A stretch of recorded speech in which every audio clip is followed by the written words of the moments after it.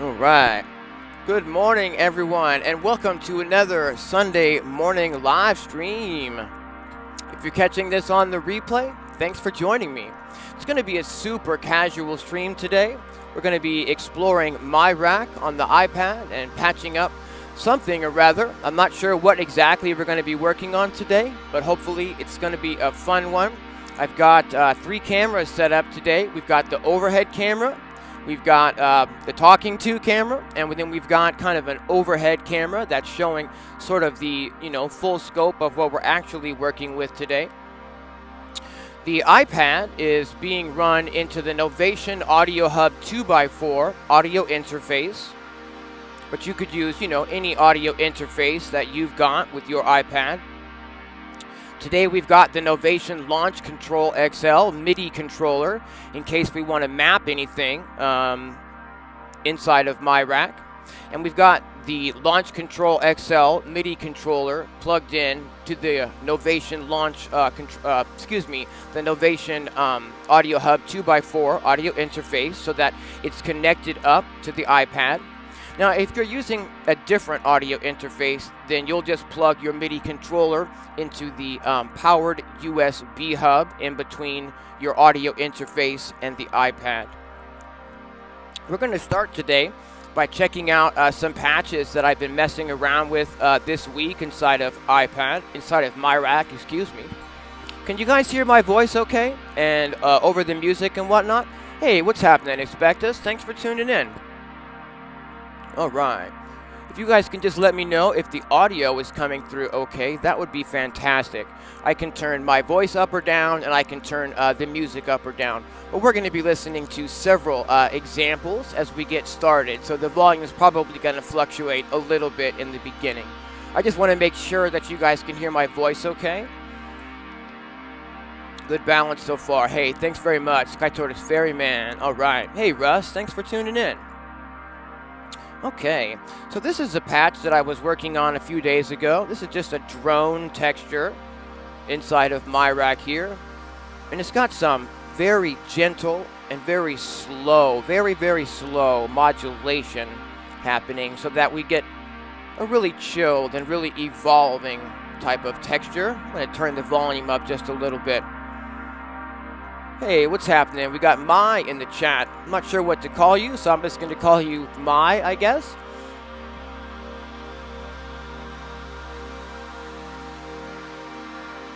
But I really like playing with miRack. miRack is actually, how I sort of entered this rabbit hole of Eurorack maybe sometime about a year and a half ago. I got really, interested in checking out miRack. We did some videos, getting some really basics started. And then I sort of, kind of have made the jump to hardware since. And I thought it would be really cool and really fun to get back into miRack and do some more experimenting inside of miRack now that I've gotten a lot more of the basics of Eurorack and modular synthesis down. From playing with the actual hardware. For those who don't know, I've got, a pretty large, robust system here that I've built over the last about year, I think. All right. Is there a Eurorack equivalent of BPM LFO? Well, I really can't necessarily answer that with like the best answer ever, because with Eurorack there's just so many different modules, and they really kind of depend on exactly what you need. I would definitely just go to Modular Grid and then search for LFO modules. But one of the LFO modules that I've picked up recently that I'm really excited about, let me see if I can actually show this to you, is called the Zadar. Oh, all right, cool. And I don't have my system on right now, but it's this module right here. And it allows me to create 4 different LFOs or 4 different envelopes. And those LFOs can be synced to tempo, and they can be unsynced to tempo, and they can be like really long evolving LFOs if you want to have it that way. So in real world Eurorack right now, Zadar is kind of like my LFOs and envelope generators as well. It has like 277 or something like that different envelope shapes, and they're all customizable as well. So you can do a lot of really custom enveloping and LFO settings using that Zadar. Okay, I'm going to turn the volume down just a little bit here, and we're going to go ahead and switch to another session here. And this is just sort of an experiment that I did earlier this week with some drones and whatnot. And I'm going to play for you guys several different examples that I was kind of messing with this week. And then we're going to get stuck into actually patching something. And I want to, try to keep today interactive. So I'm going to be asking you guys like what we should patch, what sort of tempo, whether it should be 4 on the floor or broken beat, all those kind of things along the way. And I'm going to be asking for suggestions and ideas along the way today as well. So please feel free to participate via the chat. Thanks, guys. I've got quite a few examples to show you. Let's see if I can find some. Here's one here. All right, I'm going to be adjusting the volumes as needed for these. These are all just, fun little experiments that I did this week, trying to get re-familiar with the app and maybe explore a few modules that I haven't necessarily done a lot of exploring on previously. It's going to get louder now. In this patch here, I'm actually exploring the Mutable Instruments Marbles module for the first time to help create some random melodics. And I'm also using the Mutable Instruments Rings module for the first time here. This is a very, very chilled, kind of random melodic patch here. Hey, what's happening, Doug? Thanks for tuning in.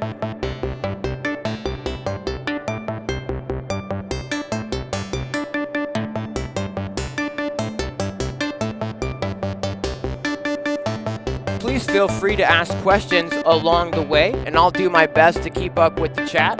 If I know I missed a lot of questions last week, so if I missed one of your questions last week, I really apologize for that. So if you have a question that you want to get answered, and I don't answer it, please feel free to just ask that again in the chat, because I'm certainly not trying to ignore anyone's questions. It's just kind of hard to keep up with all of the tech, the live stream itself, and the chat all at the same time. But I want to do better, so please, if I miss your question, please just ask it again today.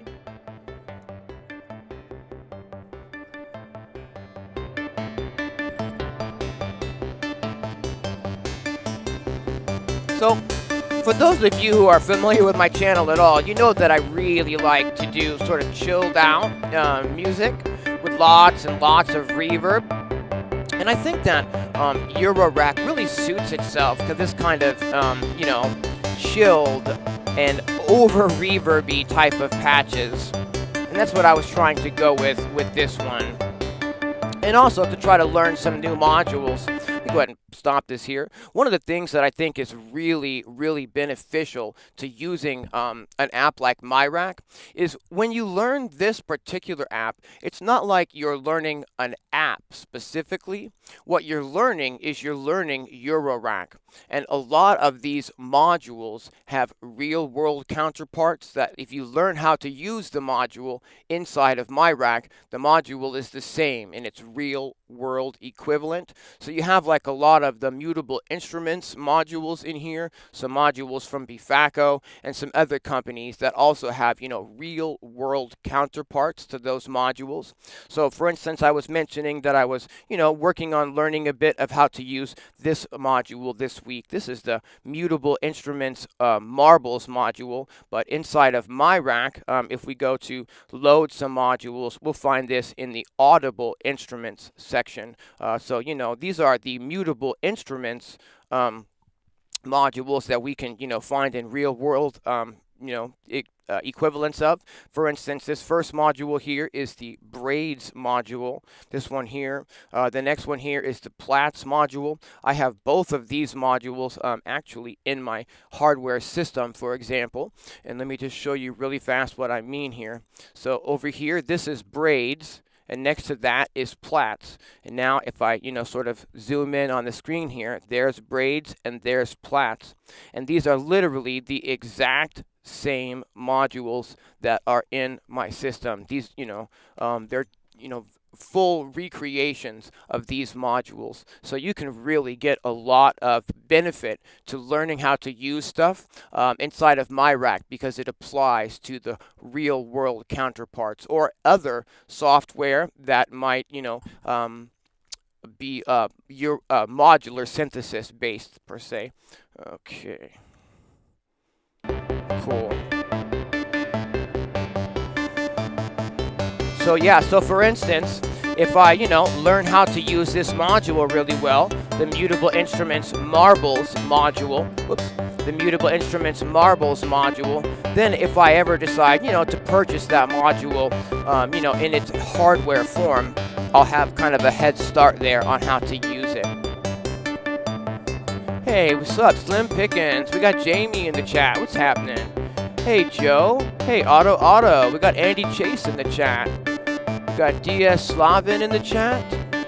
Are there any make noise equivalents? I'm not sure exactly what that means. Are there any make noise equivalents for miRack? I think what you're asking is there emulations of that company's modules in here, and I don't believe that there is, unless they make maths, because I think we have a virtual recreation of maths inside of here.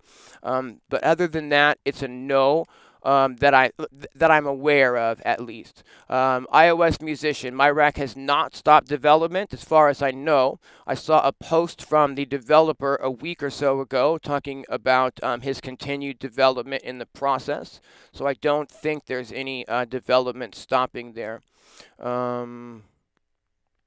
Yeah, thank you very much, Sky Tortoise Ferryman. It's taken quite a lot of, nerve and, guts to just kind of step it up and try to do these live streams. I was a lot more nervous when I started. I still get really, really nervous, but now that I've done so many, it's definitely starting to get a little bit easier, and I'm trying to step it up, with the different cameras and all that kind of stuff. We're actually going to be doing, hopefully, some more live streams in the future. I'd like to step it up to more than one per week. And I've got a whole new streaming system based on a new Mac laptop that's arriving hopefully this week. And we're going to be doing some really deep live streams. I'd like to do some stuff where we sync up miRack to the hardware counterpart. And I'd also like to do some live streams where we sync up miRack and the hardware system to Ableton Live as well, and really get geeky, you guys. Okay, then we just try to catch up with the chat real fast. Yeah, funny that you have to call it miRack and it makes me think it's your rack. Yeah, exactly. I think that's sort of like like a play with the name, because this is an iPad, so miRack with that little I. But it also, kind of insinuates that it is in fact your rack. Cool deal. How accurate do we think these modules implementations are to the real thing? In my opinion, I think they're pretty spot on, especially with the mutable instruments recreations. As far as I know, I haven't been doing Eurorack for 10 years or so, so I don't necessarily have a lot of knowledge that's steeped in the history of this, but I'm pretty sure that all of the mutable instruments modules are open source code, meaning anybody can take that code and implement that code however they want to. So at least for the mutable instruments modules in here specifically, that we'll find, let's see here, in the menu again under audible instruments, these here are very accurate recreations as far as I can tell so far. You know, we've got the mutable instruments marbles, we've got clouds in here, we've got the mutable instruments elements, we've got tides, we've got rings, clouds, all of that stuff. And I really think that this is a great way to start learning how to use some of those modules specifically. We get over 500 modules in total in miRack, and really, I mean, I've used this app quite a bit, and I still feel like I've really barely scratched the surface of what is possible. Depending on how you choose to route things, I mean, I really think that just about anything is possible. All right, Tony wants to get deep. We're going to try to get deep. That's what we're going to try to do today. Okay, let me play you guys another example. Let's see here. Open existing, and let's see. Let's start with this new noise example. Cool. Check that volume. This was an experiment that I did working with some noise percussion. I also was trying to experiment with using the drums inside of the mutable instruments Plaits module. So for instance, the kick drum that we're hearing today is coming from the mutable instruments Plaits module here. I'm using a gate sequencer to sequence this noise. And it's just a kick drum and some noise here, just a quick little experiment. I think I have an Ableton link module in here, so I think I was doing some testing with some syncing on this. And I've got the sync actually really tight between miRack and my actual hardware system at this time.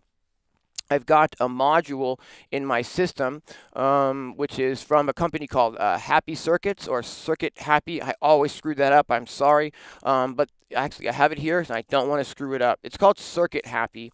And the module is whoops, let me throw my Apple Pencil here, and the module is called ML2, and what it has is it creates its own Wi-Fi network so that we can Ableton link sync to it via the iPad and via Ableton on the desktop, which allows us to start, getting really creative. We're not using the plugins to control, like the modules to control each other. We're just using the sync to keep things in time, and we're going to be getting into some crazy deep live streams in the future, which is another reason why I wanted to bring miRack back into the table, so I can refresh a little bit of what it's about with you guys. And if you guys are interested in miRack and you want to get a little bit deeper, now might be a great time to pick this up, because we're going to be doing some more things with this in the future, getting deeper and deeper into the connectivity and the routing and all that geeky fun stuff. Okay, so that was a noise percussion example. Let me turn the volume down again while I load another example. Let's load this one up. This is a bass music example. Okay. Get the volume up on this. So I was trying with this one to do, not 4 on the floor, rather. Some interesting different stuff here. And I'm actually experimenting with an oscillator on this one for the first time. The Saws oscillator from Squinky Labs, which is doing our kind of big wonky lead here.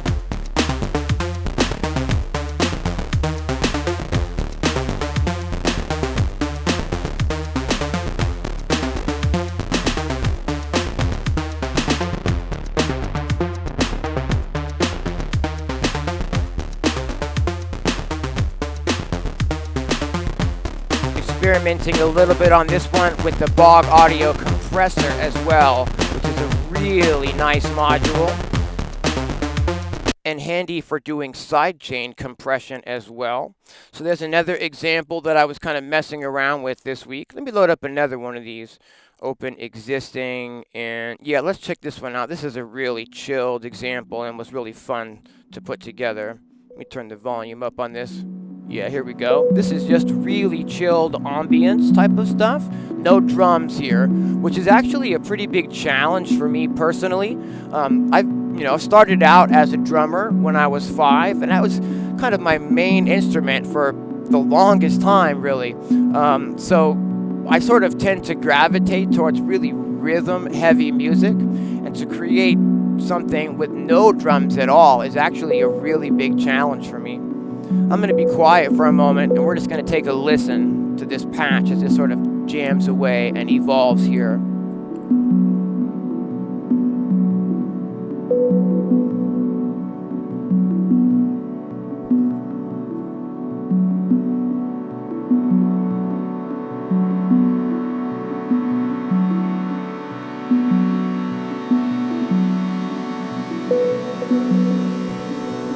Hear that pad moving in now and getting much bigger.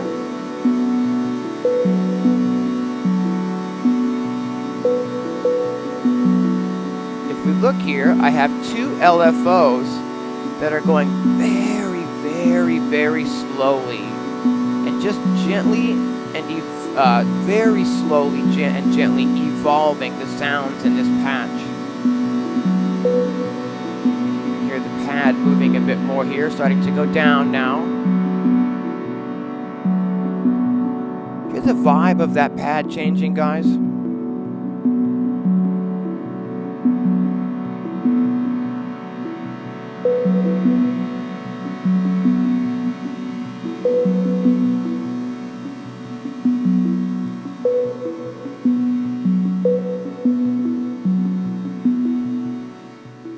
This one is so chilled. What I did here is I loaded 6 FM oscillators, and I assigned each of the oscillators a specific pitch to play. Here we can see that I've assigned the first oscillator to play the pitch B2. The second one is playing an F sharp 3. The third one is playing a B3. Down here, this one's playing a C sharp 4. Over here, this one's playing an E4, and over at the end, this one's playing a B4, which is actually just a really robust chord with the root note of B. And these oscillators aren't all like triggering at the same time, is the thing. But what I'm doing is I'm using the power of random to trigger between these 6 notes. So the arpeggio in the background is randomly picking between these 6 notes and always staying in key, but always just kind of moving and fluctuating in the background. I really like how this one came out. You can just kind of let it play in the background, and the slow evolution of the sounds is really chilled.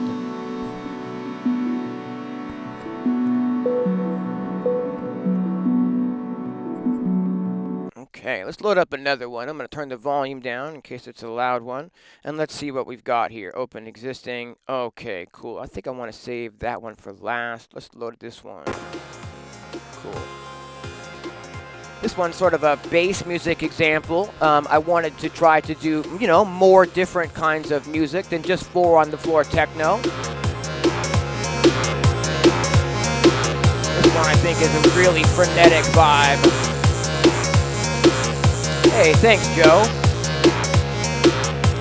Yeah, it really helps YouTube to share the stream to other people who might be interested in it. Oh, if you click that like button, and that's much appreciated.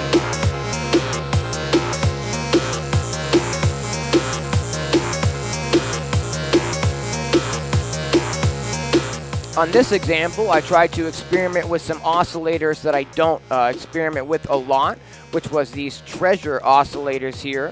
I really like what we can do with these, and these are fantastic for working with like bass tones for sort of like bass music genres and drum and bass genres. As you guys are hearing these examples, I want you to think about what you might like me to show you how to create today, or what we might want to attempt to create today. Whether we want to maybe make like something down-tempo or something fast, whether we want to make something 4 on the floor or broken beat, all those kind of things we're going to be getting into in just a minute once I finish playing for you these examples.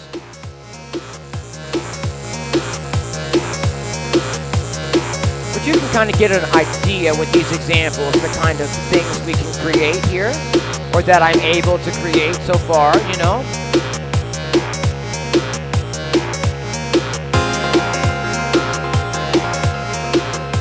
right, I'm going to bring this volume down. And we're going to load up another one. I did quite a bit of working with the app this week, trying to refamiliarize myself with it. And here we go. It's another example here. And also, now that I've got a lot more experience with miRack, with real-world modules and whatnot, to get back in to software was actually really, really fun, because we're really not limited so much in what we can do here. We can just keep adding modules, you know. But in the real world, I've only got, you know, so many modules. Hey, what's happening, Jay? Thanks for tuning in. Okay, so if I press play on this one here and turn the volume up, we can hear this one's kind of an IDM, sort of an abstract, chilled groove.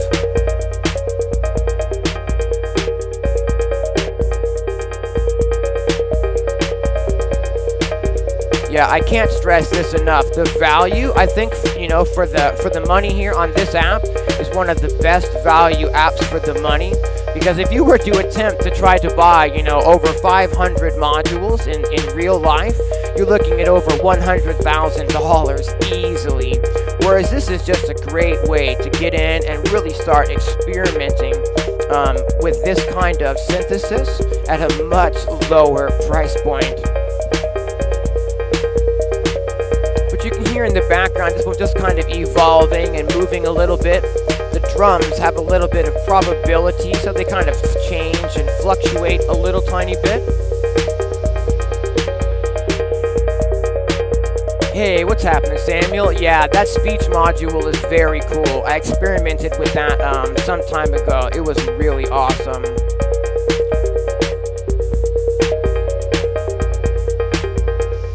Okay, so let's see here. I think I have one more example that I'd like to show you guys. I think this is the one that I put together last night. Yeah, it is. I'm going to turn the volume down. Okay, and this one here, the whole purpose of this particular experiment was I really like to use this particular sequencer over here for my drum lines and whatnot. And I experimented yesterday, you know, again, I can't stress this enough. You know, you can do so much with miRack and modular if you just sort of start understanding some basics. And then as you go, little tiny bits of things will just kind of start making more sense to you, you know, the more time you spend with the app. So I finally was able to figure out a way to use this particular sequencer as a melodic sequencer and not just a rhythmic sequencer. And it's really, really awesome and really, really powerful.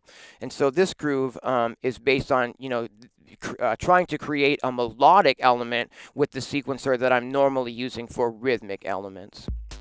And then finding out that we could in fact use this sequencer for both melodic and rhythmic elements.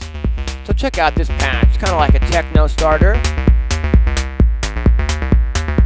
It's got some cool evolution on that bass line from this LFO here.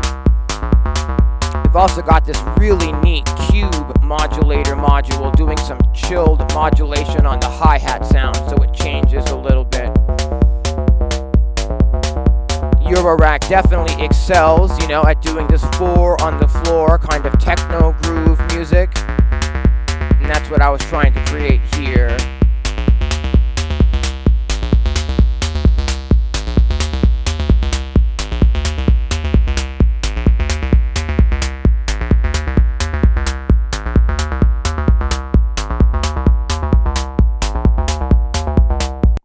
Okay, so those are the examples that I started, you know, putting together while trying to, you know, experiment some more with the app this week and trying to refamiliarize myself with it. I think at this time we can go ahead and start actually putting something together today. And so I'm going to start, you know, looking in the chat for some suggestions from you guys as to what we should make today. So now would be a great time if you got any, you know, ideas of what we should try to put together, whether you want to do something ambient and chilled with like no drums, or whether if we want to do something really up-tempo like drum and bass, or whether if we want to build maybe something like this from scratch where it's just a techno groove.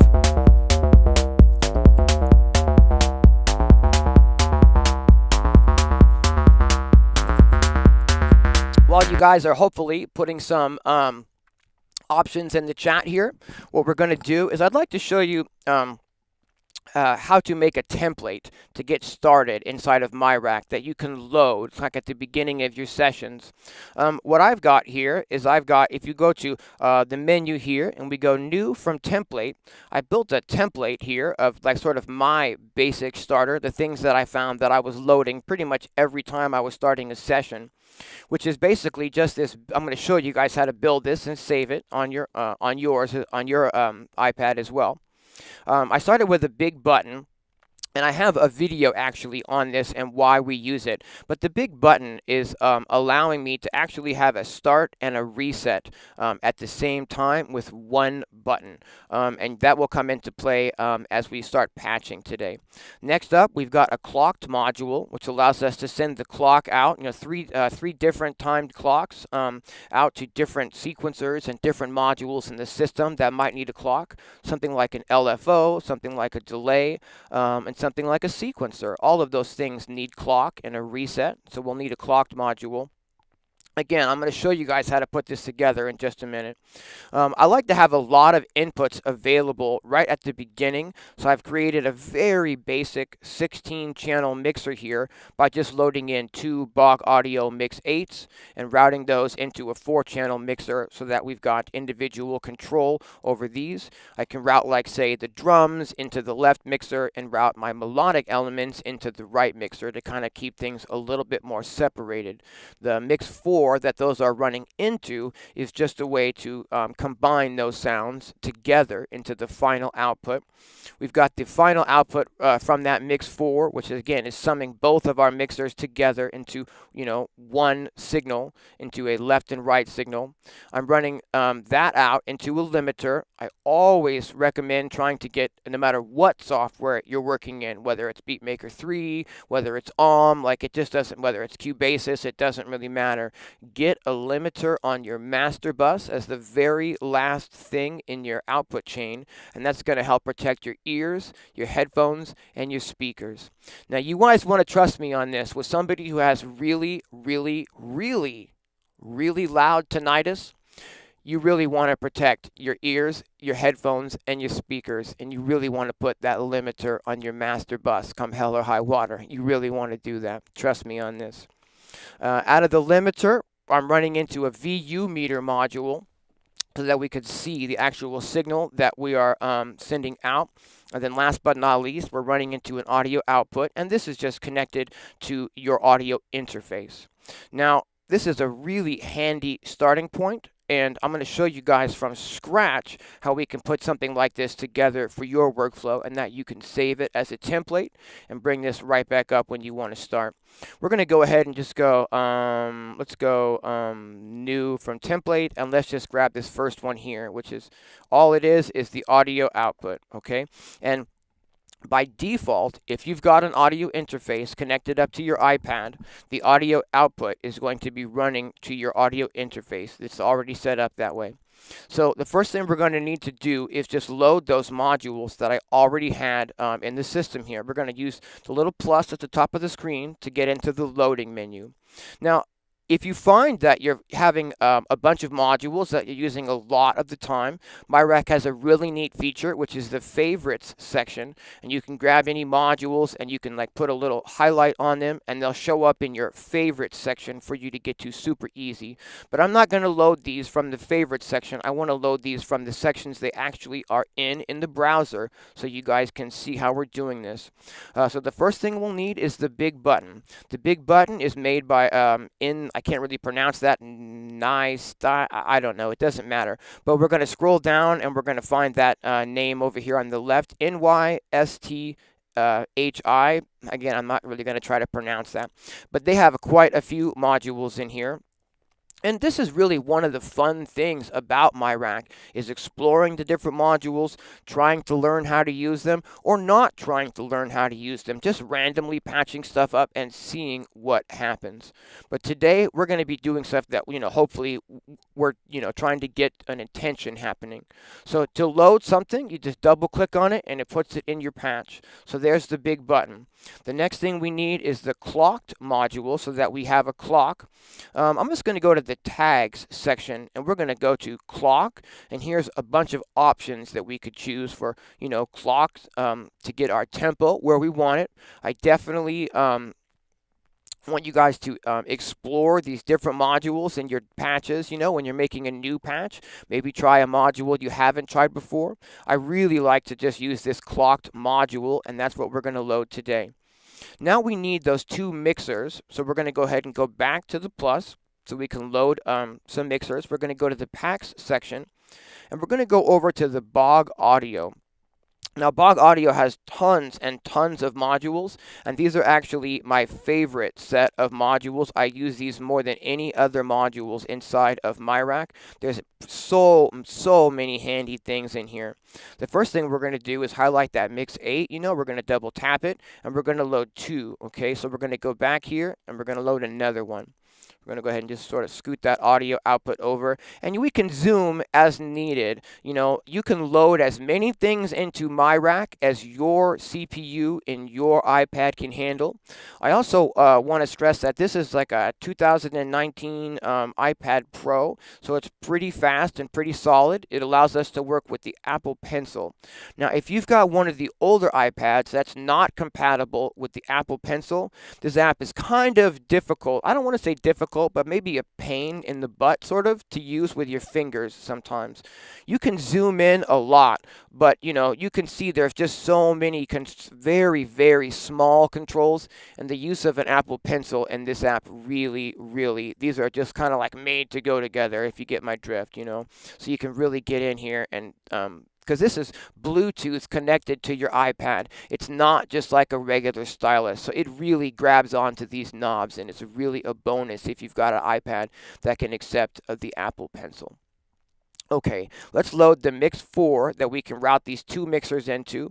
Again, that's from Bog Audio as well. We're just going to double tap that and put that in the mix. Now we just need to get the limiter and the VU meter in this top row. So we're going to go ahead and Bog Audio makes that limiter as well. Here it is, LMTR. It's a limiter, okay? And then Bog Audio also makes the VU meter that I use as like my default VU meter. And we're going to double click that.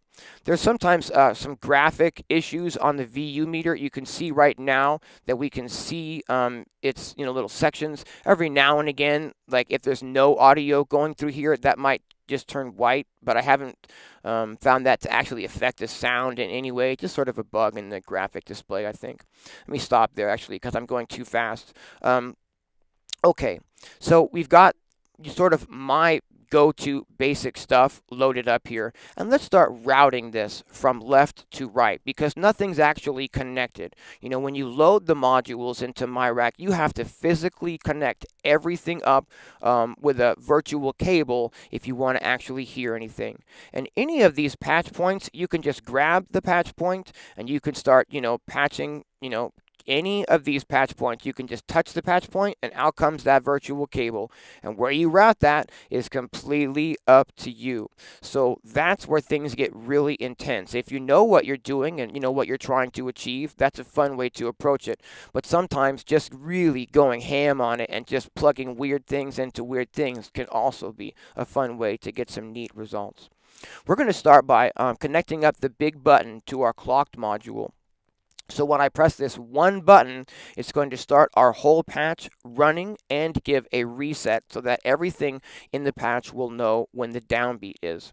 All we need to do is take the second button, the second patch point rather, on the top button, and we need to patch that into the reset and also into the run. So when I press this button, it's sending a signal to reset, and it's sending a signal to run at the exact same time. We need that reset and that run to hit at the same time so that all of the sequencers we're using in the patch will know when the downbeat is. Now we just need to go ahead and connect up these mixers. And what I want to do is I want to take the first mix 8 here, and I want to route the left output into the first input of the mix 4, take the right and route that into the second. So we've got left and right on this mixer here now coming from our main mixer on the left. But to actually get that panning to where we want it, we're going to need to actually hard pan these inputs left and right. We're going to do the same thing with the inputs 3 and 4, and we're going to patch the second mixer left into the in and right into the in. So now both of these mixers are running into this mix 4 here, and now this level here at the end of mix 4 is controlling the level of every single thing that's coming into our mix.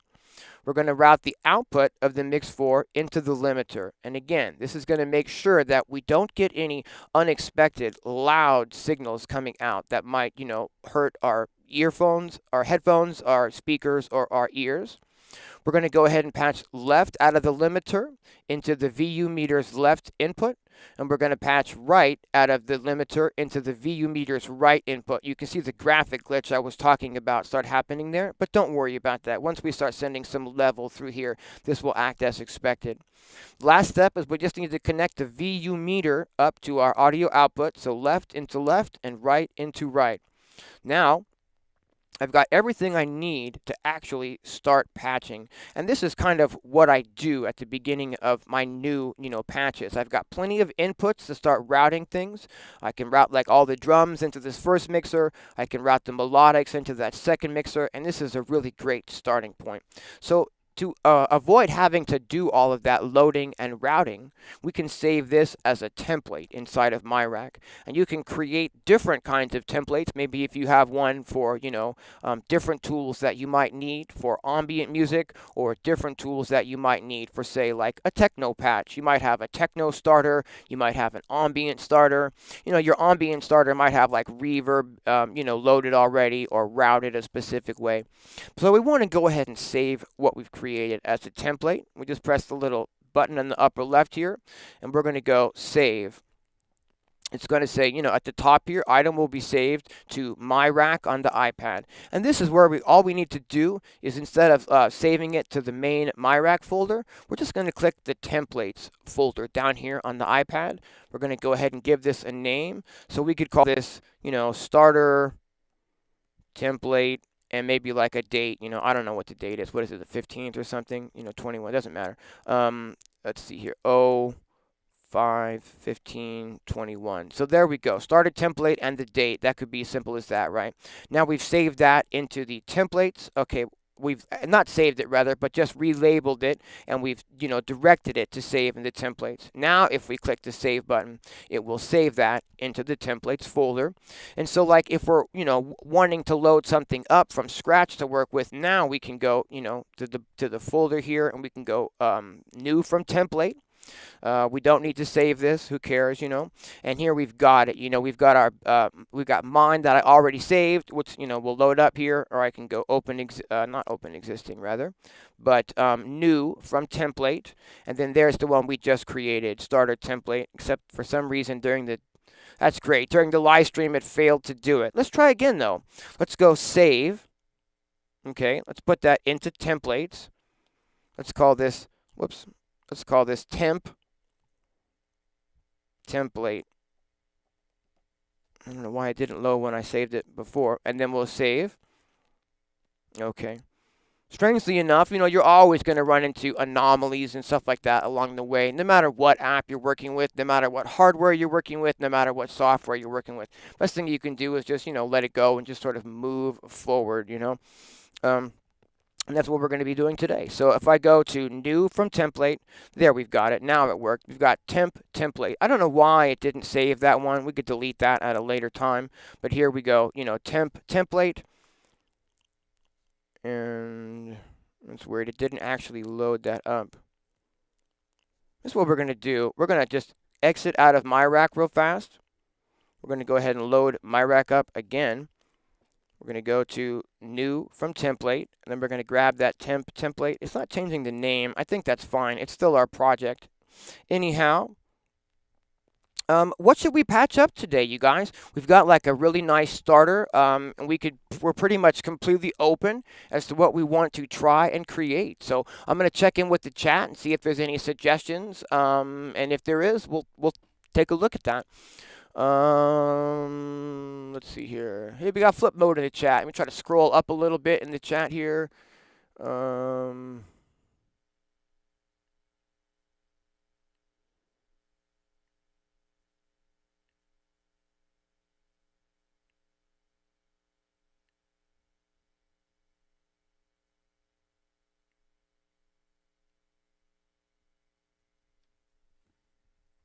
All right, looks like we've got not a lot of suggestions, but let's just go ahead and move forward with something, shall we?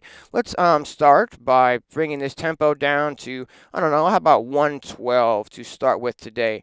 And let me ask this. Should we start first off with some melodic elements, or should we start with some rhythmic elements like drums and whatnot? Melodics or drums? Just say melodics or drums in the chat, and then we'll get going. I oftentimes want these streams to be, interactive. So it's not just me, giving you my opinion for a good 2 hours, but also that we can do this kind of collaboratively.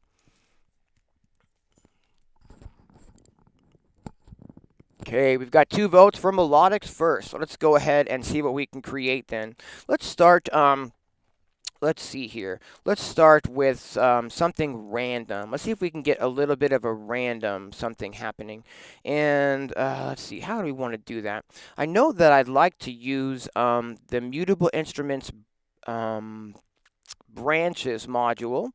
So let's go to the packs, and we'll go audible instruments. Again, that's their name for the line of mutable instruments plugins, not plugins but modules. And we're going to start by grabbing this Bernoulli gate here. The Bernoulli gate is going to allow me to run a trigger signal into the input, and then it's going to kind of roll a virtual coin, and whether it comes up heads or tails sort of depends on which output we're coming out of here, output A or output B. So this is going to allow us to get some random elements happening right off the jump. I think also that we're going to grab let's grab the Plaits module, I think, to start us off with. And let's grab that. I don't know why it sort of puts the modules in the upper right-hand corner when you load them. Often it's a little bit not super convenient, but it is what it is. I tend to like zoom in and then load something, and then I have to zoom out and kind of drag it over, if you know what I mean. And let's think about this, how I want to pull this off here. I think, let's see. I think we'll try to create maybe like a nice pad sound first, rather, and then we're probably not going to need that Bernoulli gate maybe right off the jump, but I'm going to leave that in. Oftentimes, when I'm patching, I patch actually pretty slow and like methodically. So if it gets boring in the beginning when we're trying to get something actually going, I apologize. Sometimes the very beginning stages and getting things going can take a little bit more time, as I'm kind of trying to decide what it is that I actually want to do and all that. But let's go ahead and put, this is the Mutable Instruments Plaits module. And this is a fantastic module. Again, I showed in the beginning that I actually have this in my real world system. The thing that's so amazing about this particular module is that it has a whole bunch of different algorithms in it. It's got a whole bunch of different synthesis algorithms, like, analog synthesis and FM synthesis, but it also has some really weird things like particle synthesis and drum synthesis as well. There's like a kick drum setting in here, there's a snare drum setting in here, and there's a hi-hat setting in here. So you could use this particular module for both, melodic elements and also for percussive elements. It's really versatile. We're going to go ahead and use it for chords, I think, to start off with today.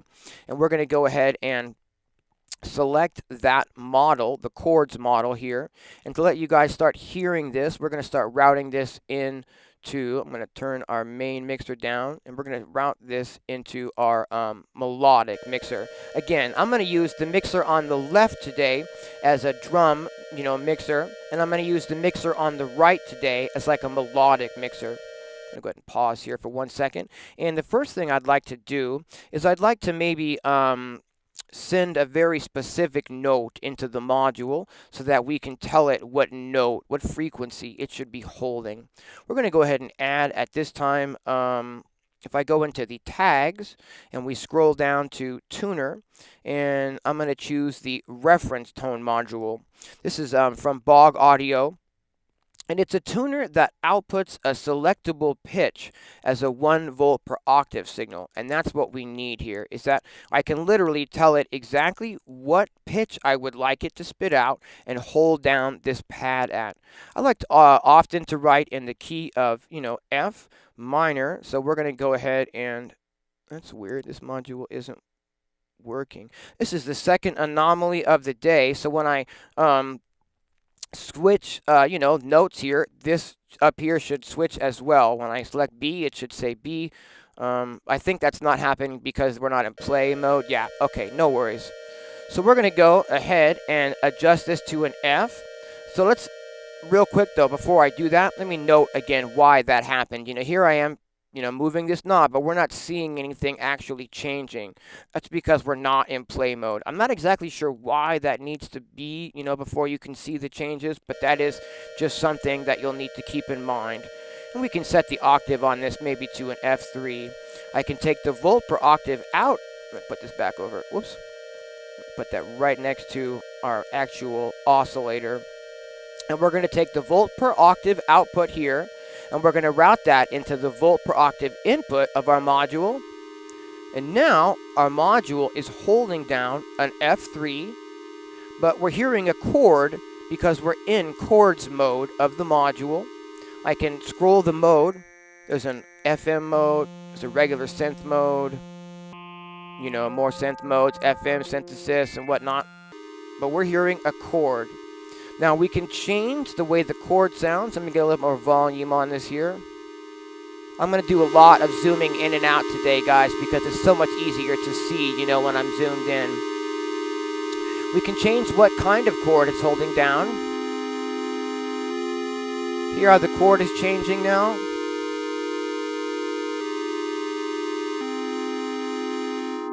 We can change sort of the timbre with these two knobs at the bottom.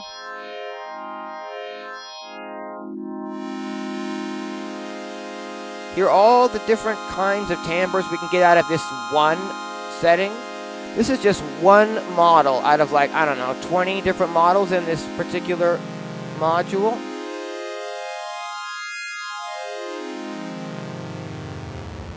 You hear all that range, I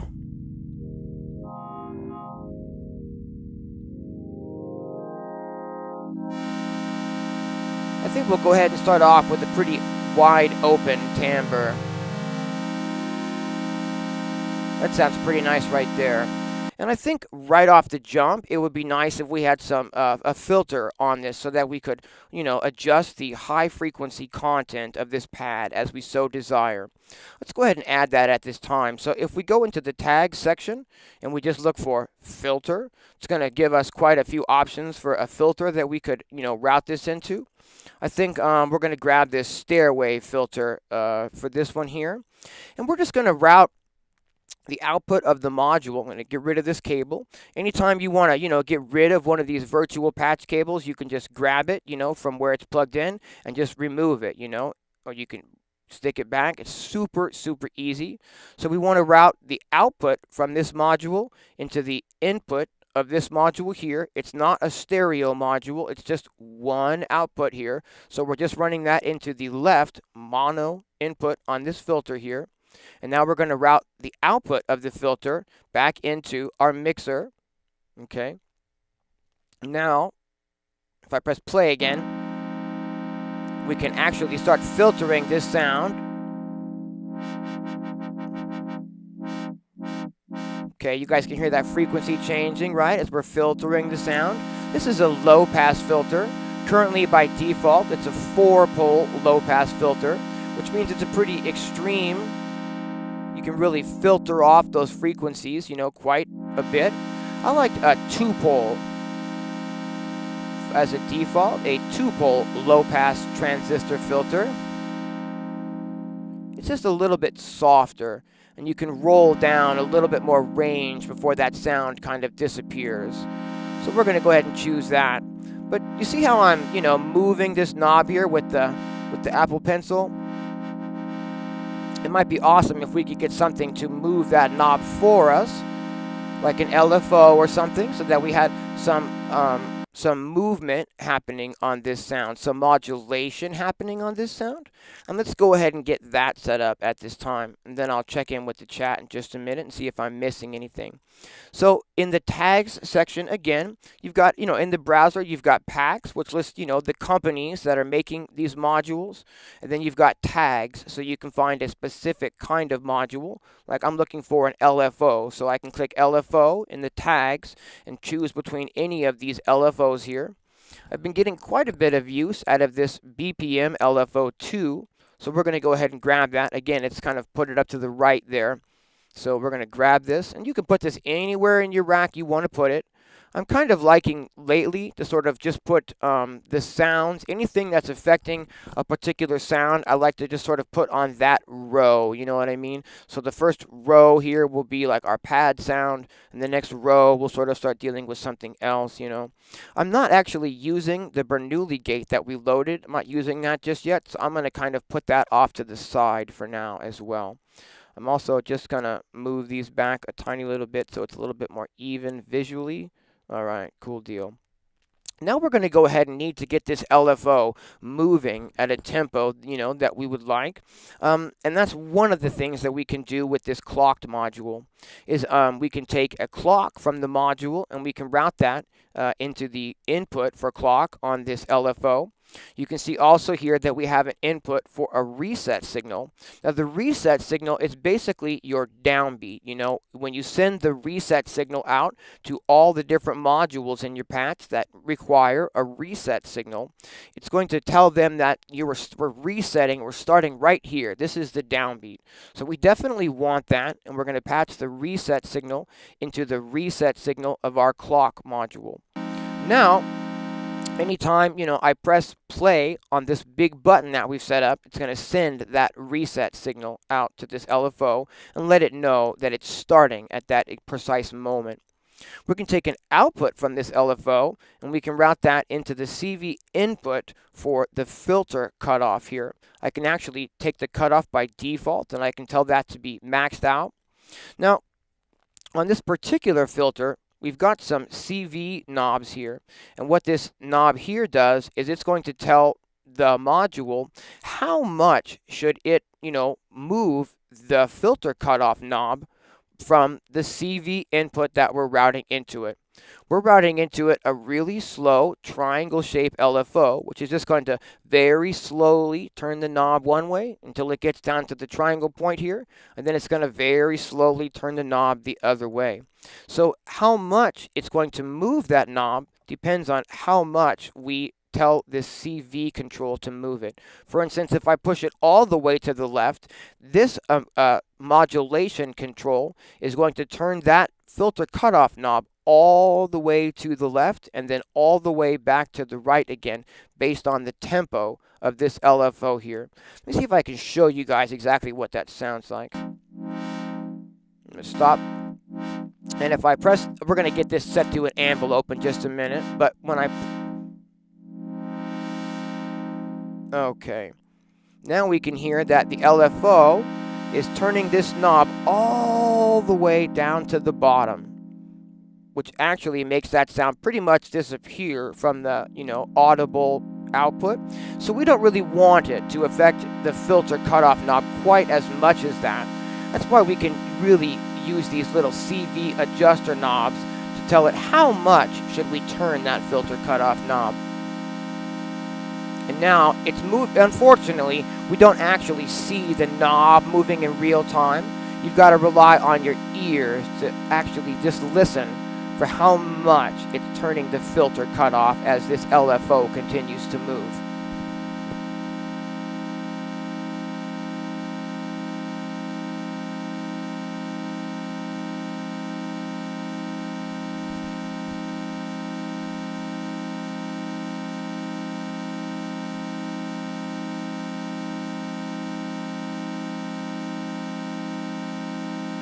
This is a very, very slow LFO, so it's moving that filter cutoff very, very slowly. You can see that the LFO is moving really, really slowly. So meant to change the clock speed, actually, is what I meant to do. I meant to make this like make it negative 16 or negative 32.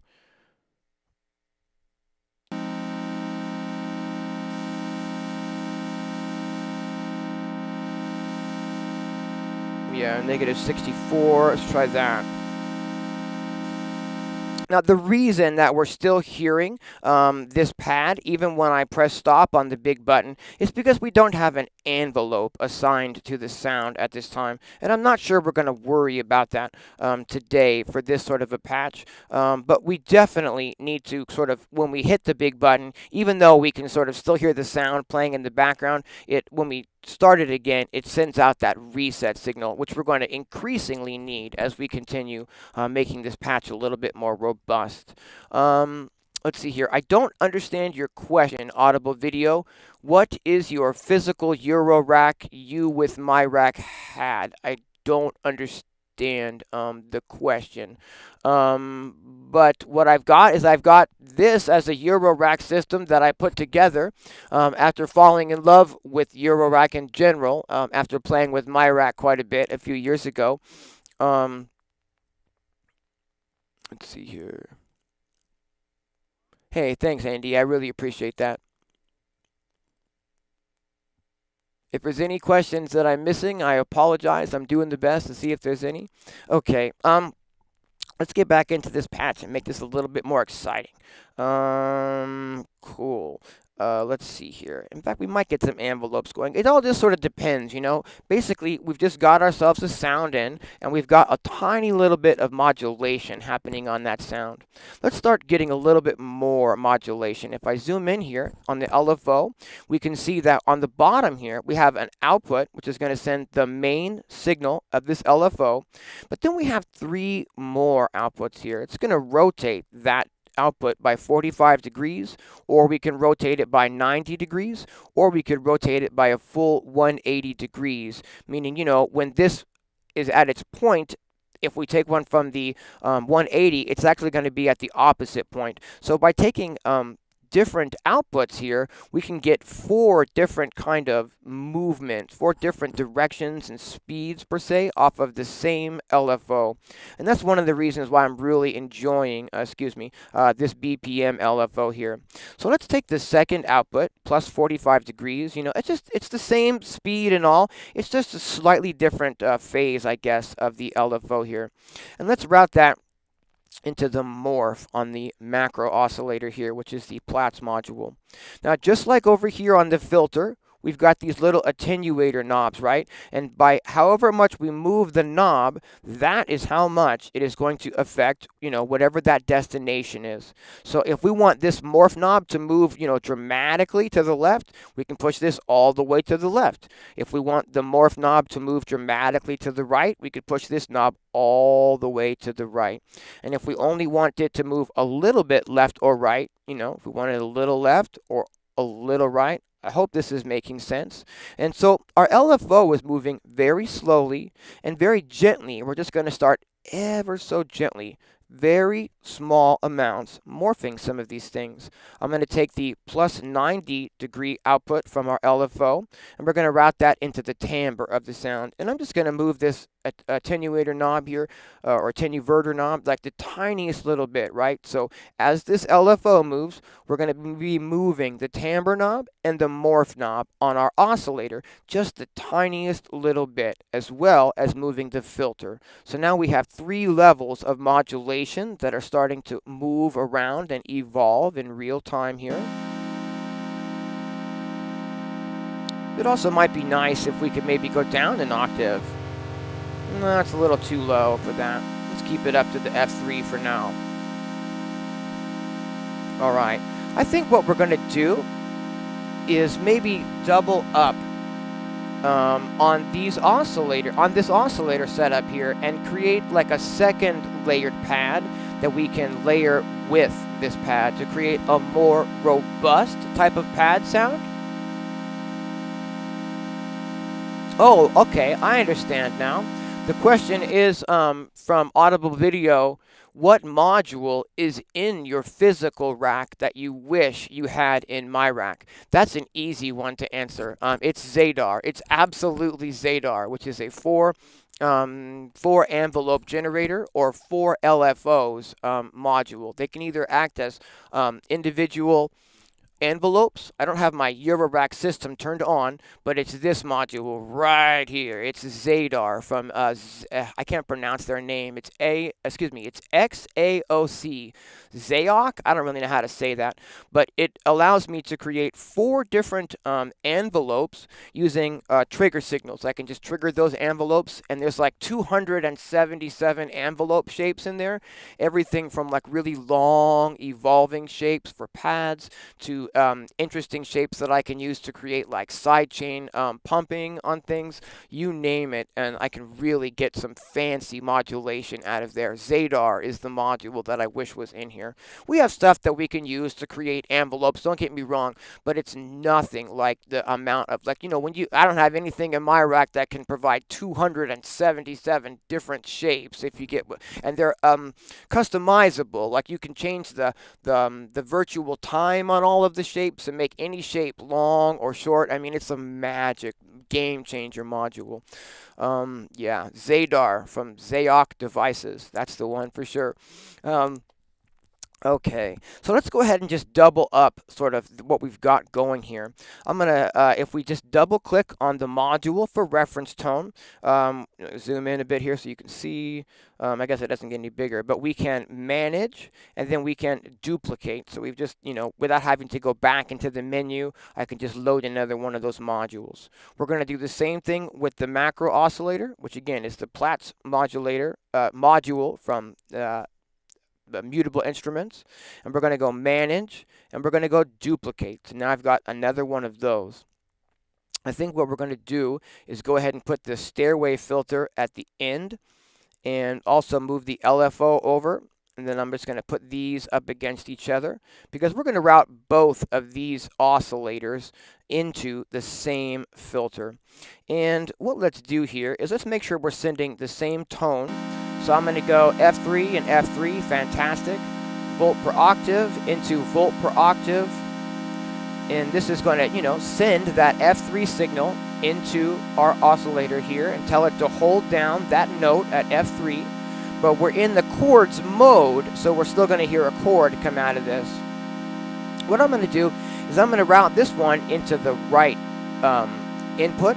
And then we're going to make a little bit of variation on this tone, so that our pad becomes more of a stereo sound, and we have a little bit of a different sound coming out of each speaker.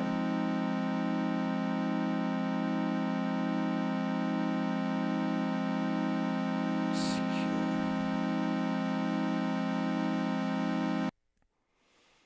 Okay, so I've got out into the right in, and then we just need to make sure we're feeding that actually out into the in. There we go. And now we're actually hearing that one as well. So we didn't hear that at first, and I was trying to figure out why not. So sometimes I'll just unplug something to figure out the routing, you know. So I unplugged this oscillator. We're going to plug that right back in into the left of the filter. So oscillator 1 is on the left channel.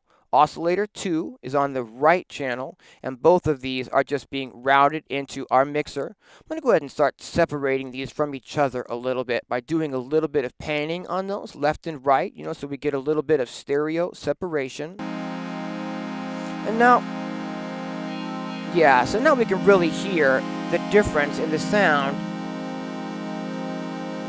And we want this to be a subtle difference. Yeah, that's very nice. Now we have some modulation happening on our original oscillator here. It would be nice if we could get a little bit of modulation happening on the second one. So let's kind of do that same sort of idea.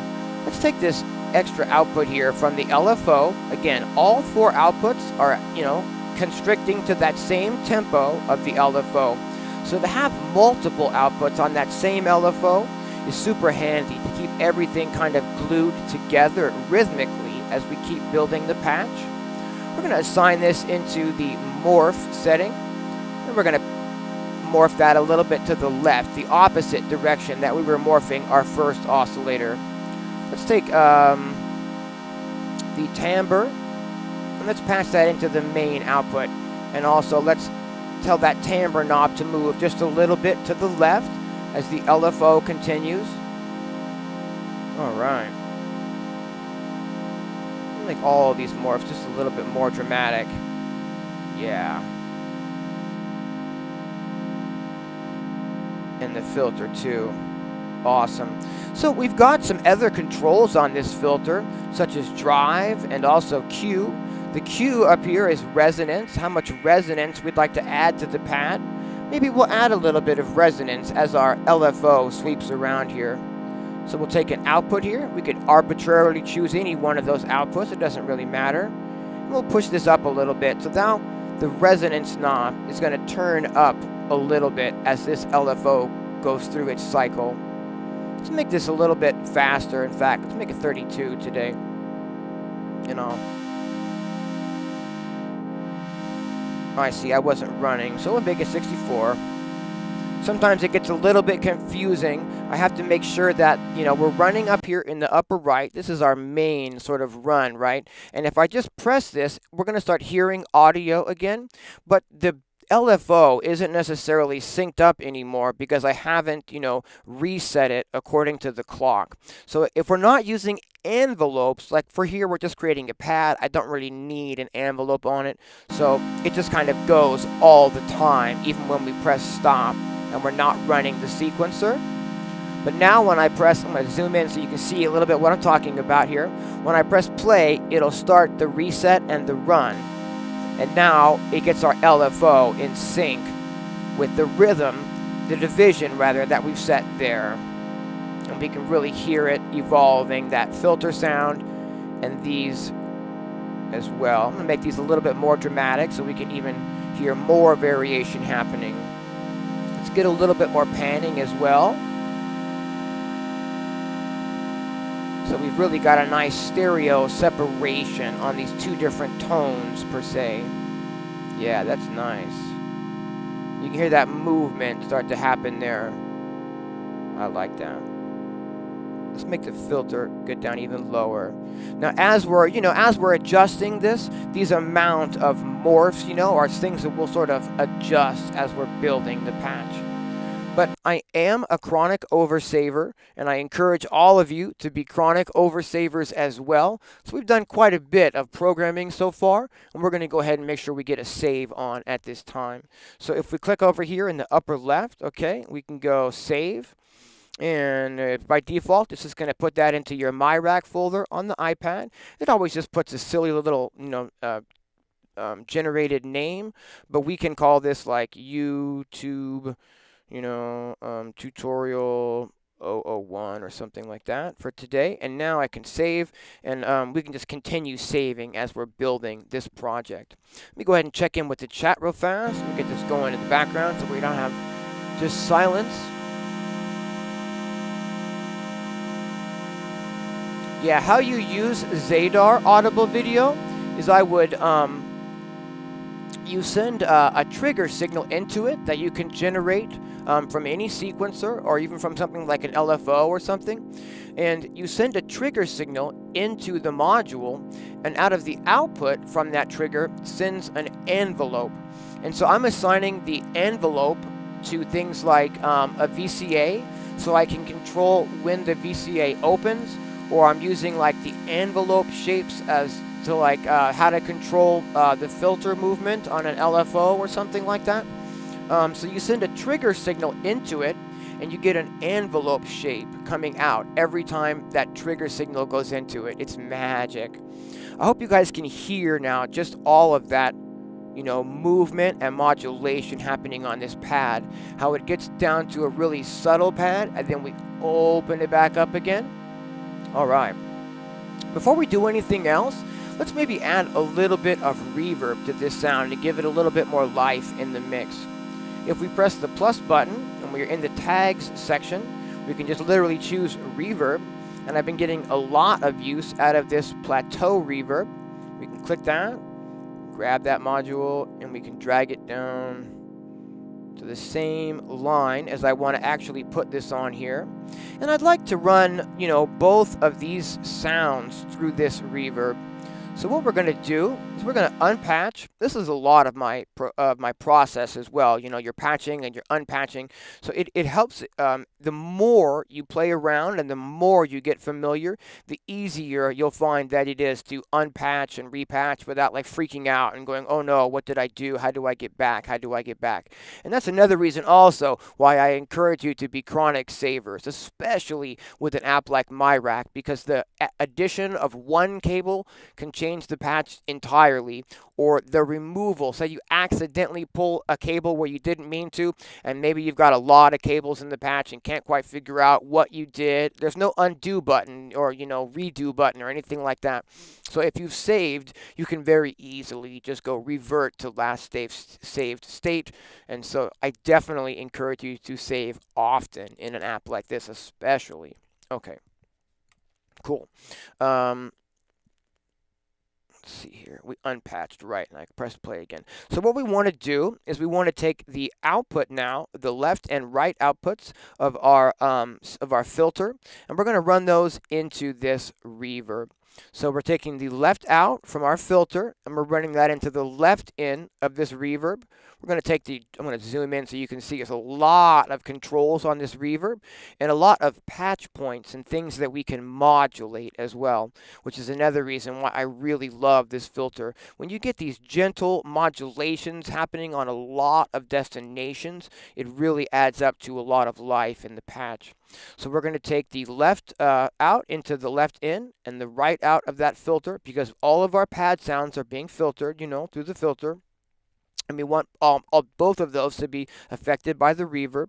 Now we just take the left out from the reverb back into our left in, and the right out back into our right in. Now, let's see here. I'm going to make this a lot drier to begin with.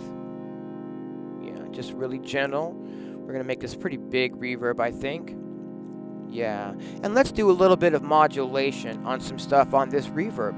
Let's, for instance, take the dry wet, this right here, you know, and let's put that into one of these LFO shapes so that it'll sync up, you know, with the other modulations that are happening.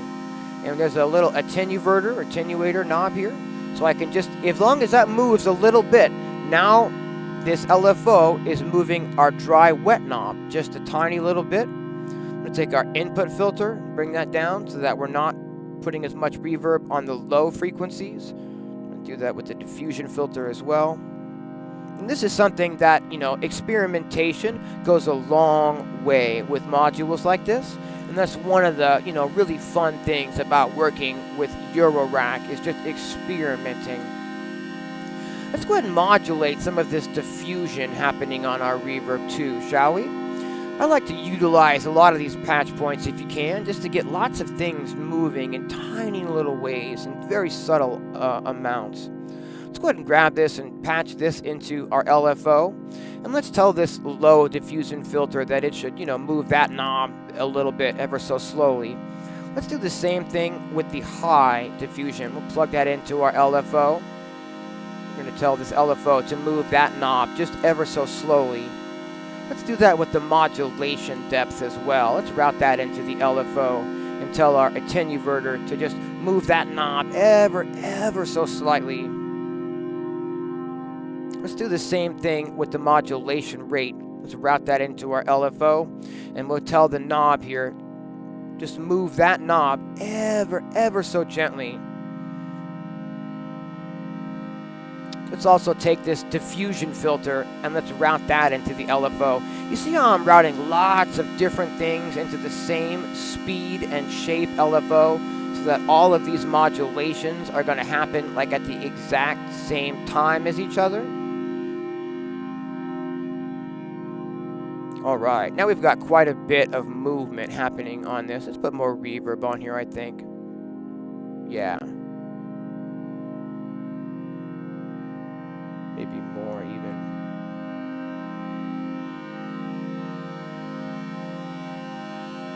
Alright, this is sounding fantastic. I'm going to check in with the chat and see if I've missed any questions. How is the Apple Pencil? I think the Apple Pencil is fantastic for music production, Omar. And the thing is that it only works with the newer iPads. Like I have some iPad Air 2s, and it doesn't work with those, unfortunately. But it's Bluetooth connected to the iPad, so you really get a very precise, like you can just, I mean, when you're talking about these tiny little dots or tiny little knobs, if you're using your finger to get into these, a lot of times it can be a little bit strange or tedious. But using the Apple Pencil, especially with an app like miRack, is really handy. I also find this to be just absolutely amazing when used with the FabFilter Pro Q3 EQ. Really great for using with EQ work specifically. I hope that helps.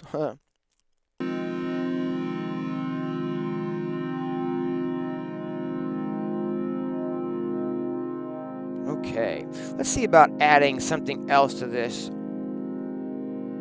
Maybe some sort of melodics at this time. Should we add more melodics, or should we add some type of a rhythm? What do you think, guys? Drums or more layers of melodics? Like we could add an arpeggio on top of this.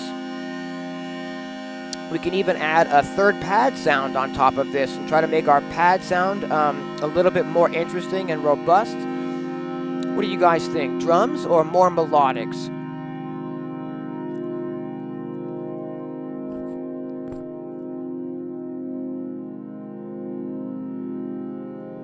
Got rhythm first. Okay, let's go ahead and do that. Let's go ahead and add another Plaits module today. We're going to go into the packs and we're going to go to Audible Instruments. Again, this is their version of the mutable instruments modules. And I can just grab another Plaits module here. This module is really, really useful, and as a real-world module, it's really, really handy as well because you've got so many different models inside of it. Everything from synthesis to FM synthesis to chords to drums. And if we zoom in here, you can see it probably not so well on the live stream, but there's a little tiny icon over here on the right that looks like a kick drum. And so if I press the button on the top left here, it's gonna, oh, we're not in play mode. If I press the button on the top left here, it's going to scroll through the oscillator models on the left, but I want the oscillator model on the right here, which looks like a kick drum. So if I just press the button on the right rather, it's going to scroll through these models until I get down to something like the kick drum. Now we just need a way to actually sequence this kick drum, so we're going to grab a sequencer. If we go to tags, and we scroll down to sequencer, we've got a ton of options for sequencers here, and these all work differently. I really encourage you to explore the different sequencers in your patches. Sometimes you might need, to read the manual on one of these, or, find a different specific tutorial. We're going to grab this one, the 3x16, and we're going to grab this. We're going to put it on the left-hand side of the Plaits module, if there's room. If we click the little icon in the top here that looks like 4 arrows, then we can just grab the modules super easily, and we don't have to worry at all about like grabbing them in the wrong place or accidentally removing a cable. It just sort of locks everything, and then you can really easily move everything. So now we've got a sequencer. The sequencer will need to know what tempo we're running at. So we're going to go ahead and say clock 1 into the clock of the sequencer. Now by default, these run at 4, I'm using the wrong one there. These run at 4 pulses per quarter note. So I need to set the ratio of our clock to ×4. Now I'm going to show you when I press play, our pad is going, okay. Now if I press stop on our, if I can get it all on the screen at once, if I press stop on the big button, our sequencer isn't running. We can still hear the pad because there's no envelope. We're always going to hear the pad today unless I change how this is, set up. But if I want the sequencer to run, I need to press that big button. And the big button resets our LFO, so all of our modulation is in sync. And it resets the sequencer so that the sequencer will know when our downbeat is. We just need to route the reset here from the sequencer into the reset of our clocked module. So the sequencer needs a clock and also that reset signal. So I can stop, the sequencer running, and I can stop the LFO from running, and I just press play again, and it gets this, you know, synced up to where we want it. I really like this sequencer because it can be a rhythmic sequencer, and it can also be a melodic sequencer. And maybe we'll experiment with the melodic side of this next, but for now, we can keep this super easy. Let's go ahead and do a 4 on the floor beat today, unless someone's opposed to that. If you guys would prefer me to do a broken beat, just write broken beat in the chat, and I can change this super easy. But if we zoom in here, we'll see that we're basically dealing with an XOX type sequencer. It's divided up into 16 steps, and this is just a bar. So if I tell it to hold, you know, for all 16 steps and just go through that full bar, this is a kick drum on every quarter note. I can take a trigger output from this sequencer and route it into the trigger input of the Plaits module, which again, we've already set to the kick drum. Now I can just take an output of this module, and I can route that into our first mixer, which we've reserved for drums, out into the in. We can hear in the background is a very, you know, tiny sound coming through. I'm going to go ahead and mute the pad. Whoops, this is why the pencil works really great here. I'm going to mute the pad. Now we're going to start working with this kick drum here.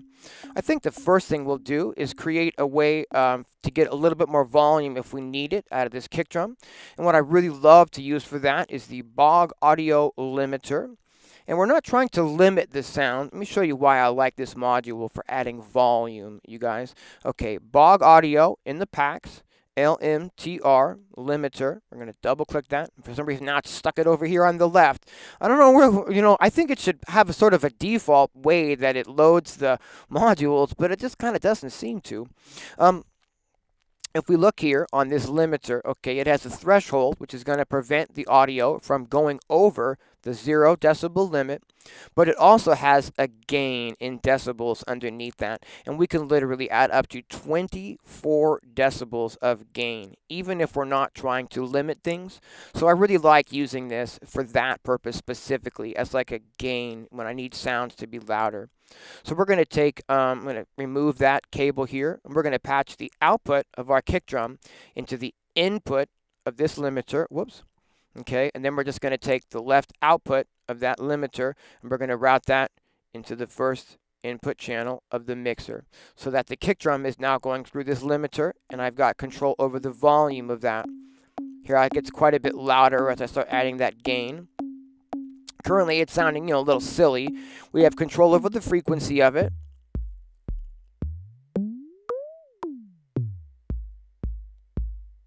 Okay, we have control over how much drive and distortion we want to add to this kick drum.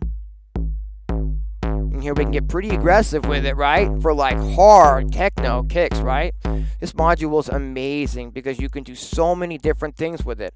I can't stress this enough, guys. This is the same module that we're using to make the pad sound with.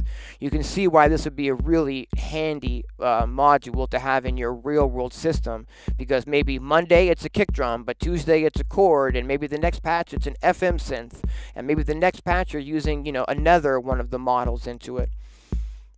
Let's go ahead and see how this one here does the length of the kick drum. Okay, and we can really, you know, go crazy, right? And this one here is how much of a click, how much of a tack you get kind of on that transient.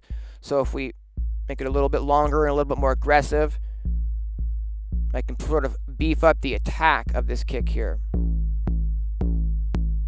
Here, it's kind of adding that click in at the beginning.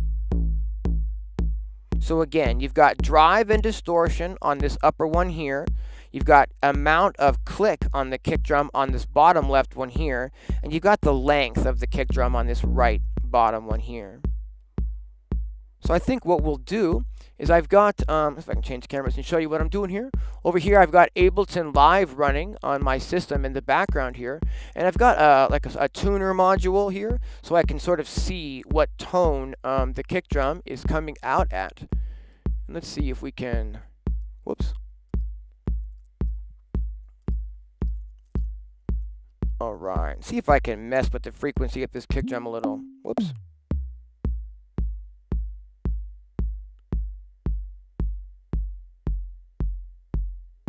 almost where I want it. Okay, I'm trying to tune the kick drum to an F since our chords are in the key of F. It might be nice if we were, you know, in that exact same key. And so what we want to do, I'm really, really close. And I can get, let's see here, change the cameras again. Sorry, everybody, so I can see what we're doing. There we go. Cool. Right. On the frequency knob here, if I want to adjust this like in the tiniest amount, I can click this little target icon in the upper right hand side of the screen. And now the controls on these knobs are very, very slow and subtle and not like moving that knob a lot, you know what I mean? And I can get really finite on the tuning here and try to get this where I want it. Whoops. Oh, for Pete's sake. Roll that back down again. You can see I have a lot more finite control over it this time. I'm just trying to use my Ableton in the background to get this tuned for us. So bear with me 1 second.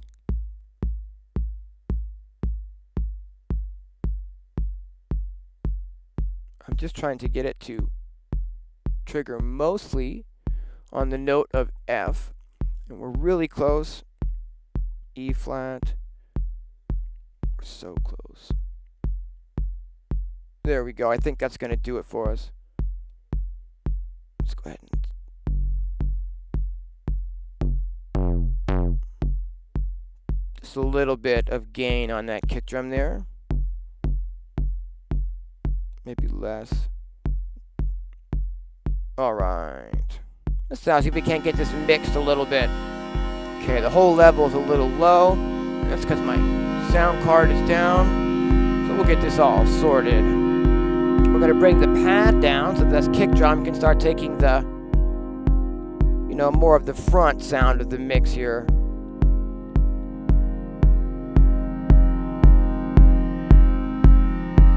Cool.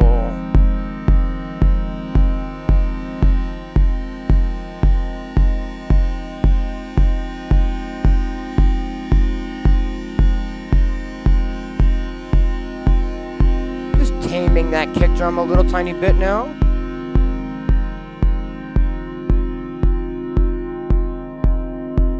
Hey, what's happening, Connor? Thanks for tuning in. Can you guys hear that okay? Do we have that sort of mixed okay? Is the kick coming through now? Sometimes in these, you know, beginning stages, it takes a little bit of effort to get it going.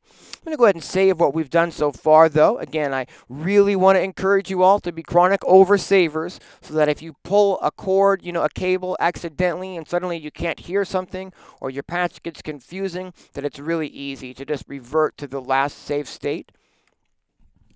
So we're going to save, and then I'm going to make sure that I can see what's happening on the screen again. Thanks for your patience, everyone. Where is that? Is it down here? Yes. There we go. Just need to make sure that I can see the screen so I can make sure that I'm on the right camera angles when I need to be. Okay. So if we reset, we now have our LFO going at the same tempo that we had it at before, and it's kind of synced up to mathematically to the division of our main clock here. Let me try to check in with the chat and see if I'm missing anything. If I am, I'm sorry.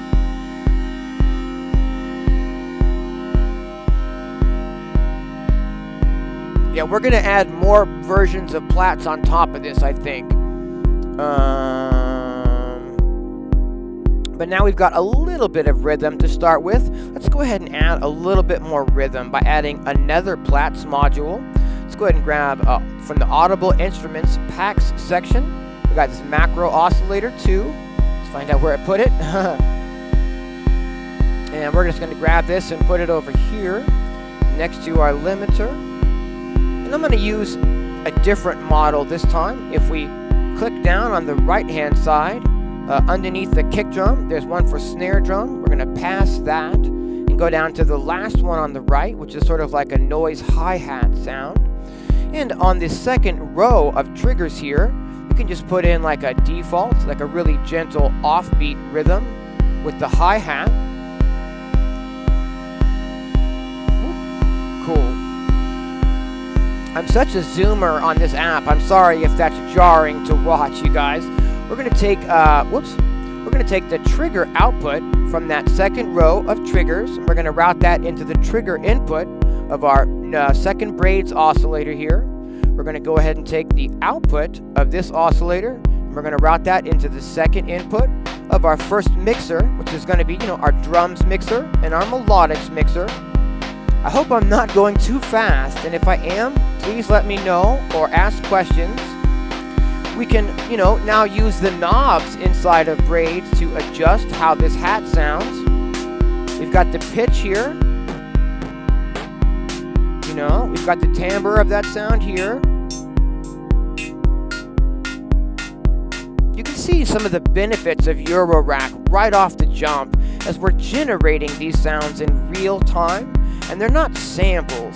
So we have quite a bit of, variation and play that we can do with the timbres and frequencies of these sounds that we wouldn't be able to do with a sample.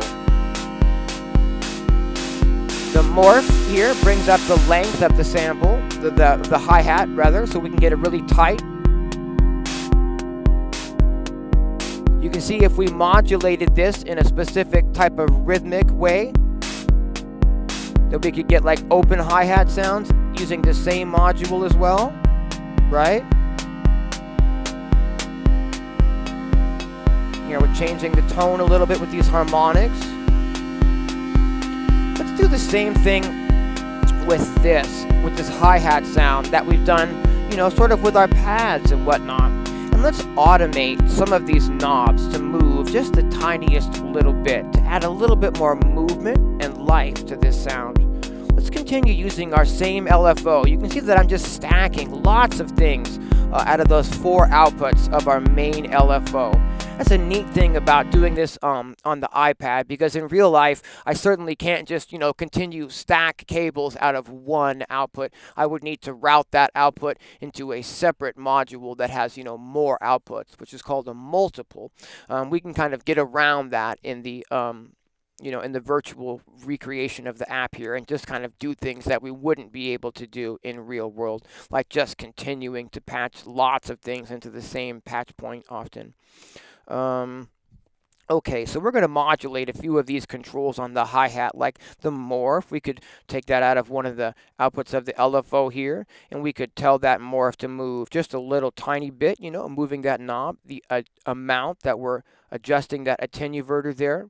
Let's take another LFO, take the 180 out. It doesn't really matter, and we're going to route this timbre to move that knob the tiniest little bit as well. These little extra steps with the modulation really can help some of your sounds come to life. And the reason that we're not doing that with the kick drum is I want the kick drum to be like a really steady driving force that the listener's ear can attach to. And if we're sort of morphing that in real time, I think that can sort of confuse that idea there. So we're just going to keep that nice and steady and plain, and we'll morph the other things around that sort of driving element. Hey, what's happening, Fade Man? We got Fade Man in the chat. Thanks for tuning in. I'm going to reset this LFO here. So now we've got, our 2 different pad sounds. They're modulating a little bit. We've got a kick drum here. It's really steady. And then we've got this sort of hi-hat sound, which is just moving the tiniest little bit around that. I'm going to go ahead and, I think, bring this down in the mix the tiniest little bit. Yeah. And let's save at this time. Now we've got a little bit of rhythm happening. I think we'll maybe go ahead and add a tiny little bit of snare to this before we go any further. Let's add another Plaits oscillator.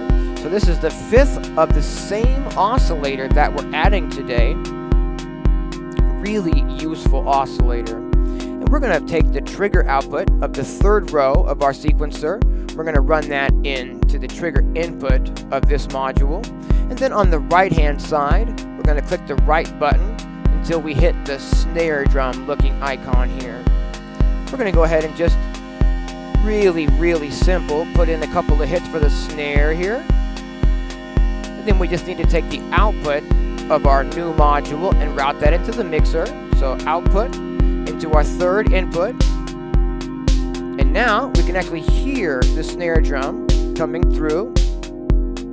We can, you know, modulate it the same way as we would any of the other oscillators. We've got control over the pitch of this sound. We've got control over the, you know, harmonics of that sound. We can make it more subtle or more sort of bright and driven. Tame it a little bit back here. The morph control does the same thing it does with the hi-hats. It makes it like a longer or a shorter sound. So you can have a really tight snare or a really long snare. Or if you modulate this rhythmically, you know, that can change. Let's just keep it really subdued and subtle just to kind of help our rhythm, you know, take some shape. Last but not least, we could adjust this timbre.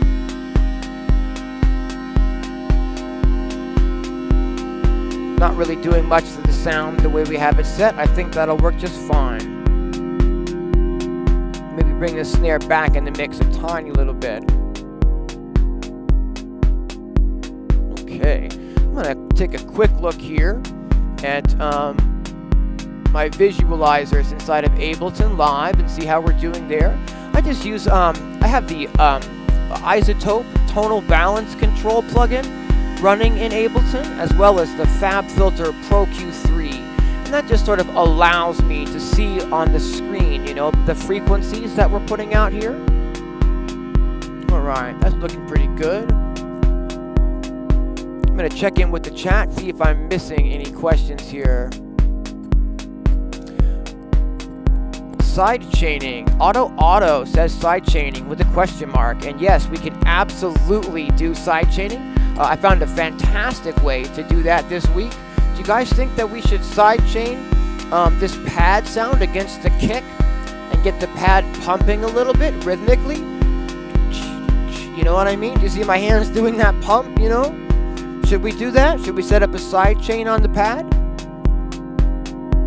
Because we can absolutely do that.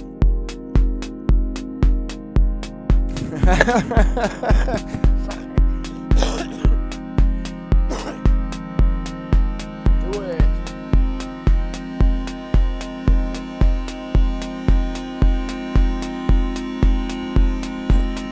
Okay. Let's do just that. I found a really awesome way to set up sidechain compression inside of this app this week. And let's go ahead and do that.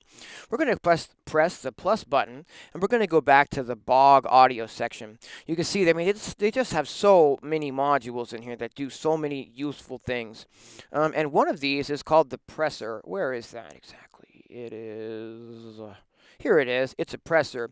And it says here, this description of the module. I love that too. You can click on any module in the browser and get a tiny little description over at the top as to what that module is actually going to do if you're a little bit confused about what they might do. And this one just says that it's a stereo compressor and a noise gate. I don't actually know how to use it as a noise gate, but it has many controls and a sidechain input, and it sure does, both of those things. We're going to go ahead and double click it and bring it down here to the bottom. Again, this is the Bog Audio Presser. And I want to sidechain the pads. So we're going to go ahead and put it on the same row as the pads.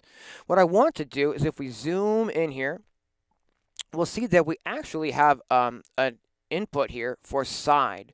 And what that means is this is for sidechain compression. So anything that we want to sidechain is basically, it's going to use a sound in our mix to duck other sounds in the mix, if you're not familiar with sidechain compression. And how we're going to use this is we're going to use our kick drum. So I'm going to, by default, I'm going to grab the kick drum, the audio of our kick drum, and I'm going to route that into the input of the sidechain input for our compressor here. And basically, this is going to tell the compressor that every time the kick drum hits, that it should duck the compressor. We're going to change the knob here on the bottom right from inside. We're going to route that all the way to side. So now it knows that I'm trying to use this for sidechain compression. When I'm doing sidechain, I often like to use the ratio of 4:1. So we're going to move our ratio knob here up to 4:1. Now, sidechain, every time that kick drum hits, it's going to pull back the volume ever so gently, how we set here, of the pad sound. And I want that to happen at the exact millisecond that the kick drum hits. I don't want there to be like a kick drum hit and then a pause before the pad reacts to that. I want it to happen right as the kick drum hits. So we need to adjust the attack of our compressor all the way to 0. Okay? Here's what we've done. We've loaded this presser. I've routed the audio of our kick drum into the sidechain input. We've adjusted the compressor so that it knows we're going to deal with sidechain compression. I'm going to change the knee from soft to hard. This is just how fast and dramatic the compressor responds. Is it like a soft response or a hard and a quick response? And that's what we want here. And I've changed the ratio to 4:1 compression. We've brought the attack down to 0. And I'm going to bring the release down a little bit by default as well. Now what we need to do is just route the sound in that we actually want to do the pumping with. And that's going to be our whole pad sound, including the reverb on that pad and everything. So here we have our pad routed through this reverb. From the reverb, it's going into the mixer. All I have to do is take, those cables from the output of the reverb and route that in to the compressor. So instead of taking the reverb into our mixer, I'm going to route the left of the reverb into the compressor and the right of the reverb into the compressor. I hope that this is making sense. I feel like I'm doing a strange, not great job explaining this, but you'll hear this. And I'm going to try to go back through this video as well after we're done and put in like some timestamps. So if you need to go back and check out some of these specifics, you can do that easily. I hope that helps. Now we just need, to get this back to our mixer. Again, we're using the mixer on the left for drums, the mixer on the right for melodics. So left out of the compressor into that first channel input, right out of the compressor into that first channel input. Now, right off the jump, when I press play, we should start hearing that pad pumping against the kick drum, and we can make some adjustments as needed. Cross your fingers that I did this right, and let's do this. Okay, actually we're not hearing it yet because the next step is to adjust the threshold of the compressor. And this is how we adjust actually how much compression we're actually going to get. So if I pull this down to the bottom, we start to really hear that pumping. And if we look on the VU meter here, we can see that this is it looks like we're pushing a VU meter up, but this is actually how many decibels we are ducking the input signal. So currently, we can see that we're ducking the pad signal about 8 decibels every time that kick drum hits. And that's giving room in the mix for our kick drum to kind of start punching through this pad and not having the pad compete with that kick drum. I hope you guys can hear the difference there. If we adjust this threshold, we can have as much or as little of that effect as we want. If we go back to 0 on the threshold, we're not hearing any of that at all.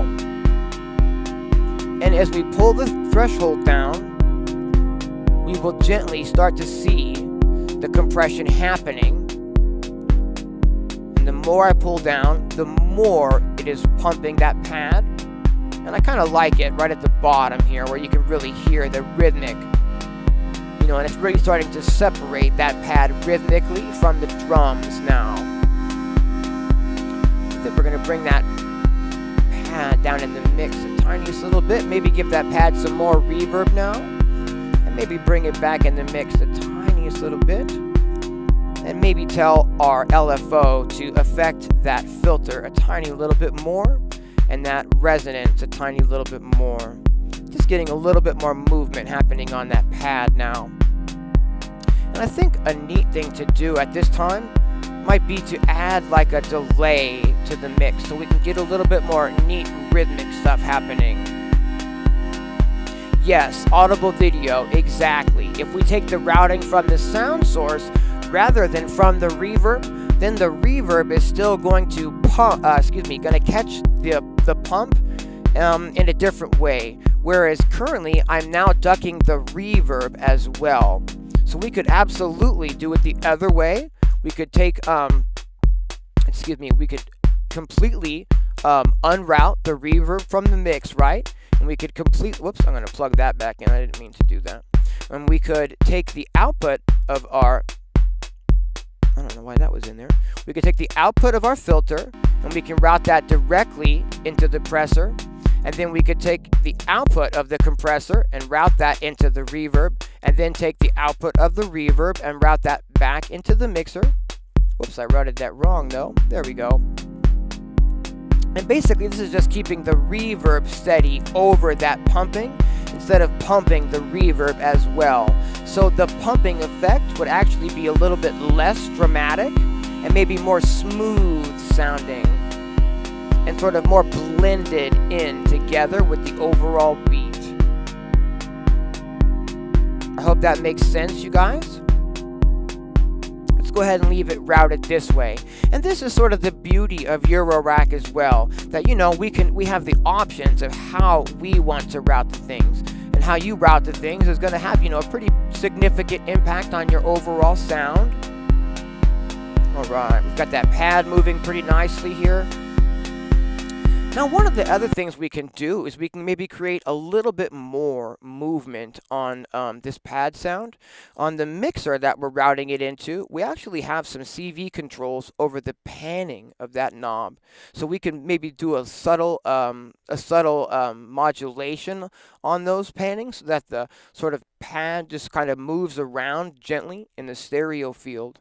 Let's go ahead and see if we can't set something like that up. We're going to need an attenuator to make that happen. And we're going to go to the tags section, and we're going to go to the attenuators section. Here we can grab a dual attenuverter from Bafaco. And we can grab that and bring this into the mix.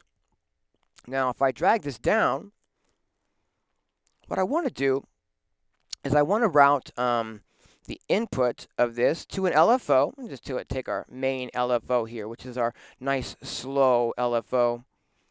And let's route the output of this to the pan CV input on both of our channels, the same from that same output. And now that we've routed, this is why we've done that. If we route the LFO directly into a knob destination, it's going to move that knob 100% to the left and 100% to the right. And I don't want this sound to be just really, really dramatically moving in the stereo field. We just want to add a small amount of stereo movement.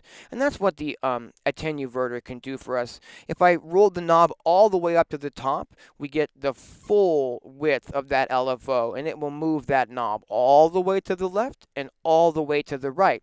But if we just have a very small amount of this attenuverter set up, it's now going to move that knob, you know, just a small amount and not the full range of that knob. Again, we don't really get to see these knobs moving in real time, but our goal here is just to get a very subtle amount of movement happening on the panning of these sounds in the stereo field. And because our LFO is moving at such a slow rate here, this is really a very subtle thing that we're not going to hear real dramatically in the final product. But these little tiny modulations, they add up to a really interesting finished patch. We're going to go ahead and save at this time. And I'm going to check in with the chat and see if I've been missing anything. Arpeggio would be good. Yeah, that's a great idea, Andy. I agree. Let's do that. Do you guys hear how subtle that pad pump is? It's just really, really subtle pumping in the background, just to kind of let that kick drum punch through the mix and really have its own sort of focus, you know? Let's get some melodics happening over this, like an arpeggio. And let's make it something that we can control rather than something random. Let's grab a sequencer. So if we're in the tags section and I scroll over to sequencer, we can grab like this one from Bog Audio. Actually, wait, let's grab that 3x sequencer, the same one that we used for our rhythm elements. Let's grab this, and bring it down to the next row. So again, I'm just sort of making it really easy. We haven't used that. Actually, I'm going to remove that at this time. So it's really simple to look at, right? Each row is just its individual sound. The top row is where we're mixing all those sounds together. So top row is pads here, then underneath it we've got drums, and then underneath that we're going to add this arpeggio. The first thing we'll need to do is tell the sequencer to run at the right tempo. So we're going to take the clock from that, and we're going to run that into our clock output here to get the sequencer running at the right tempo. We need to move these steps at the top row all the way out to 16, so it knows that I want a 16-step pattern. We could have, you know, a polyrhythmic pattern and make this like, you know, 5 steps before it loops back. Any division of 16 by just pressing the amount of steps you want it to loop for at the top here. Let's start with just a full, actually let's start with just maybe an 8 note sequence to start with. We'll try that. I just need, if you can look in real close here, we can see that, you know, the playhead of these sequencers is not the same. It's because we need to set a reset signal into our second sequencer so that it knows when the downbeat is. Again, this is why we got our big button set up here. I know we're hearing the pad the whole time because there's no envelope, but when I reset our signal here with the big button, it gets all of our sequencers and our LFO perfectly in sync with each other.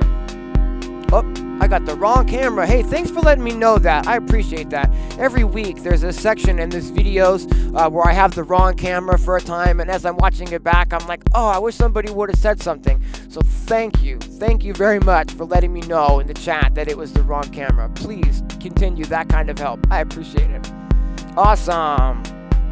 Okay, so now we can see that, you know, going rhythmically with our pattern is this 8-step loop here. Let's go ahead and add another braids oscillator. Let's just keep working with these same oscillators today. It's such a magic oscillator.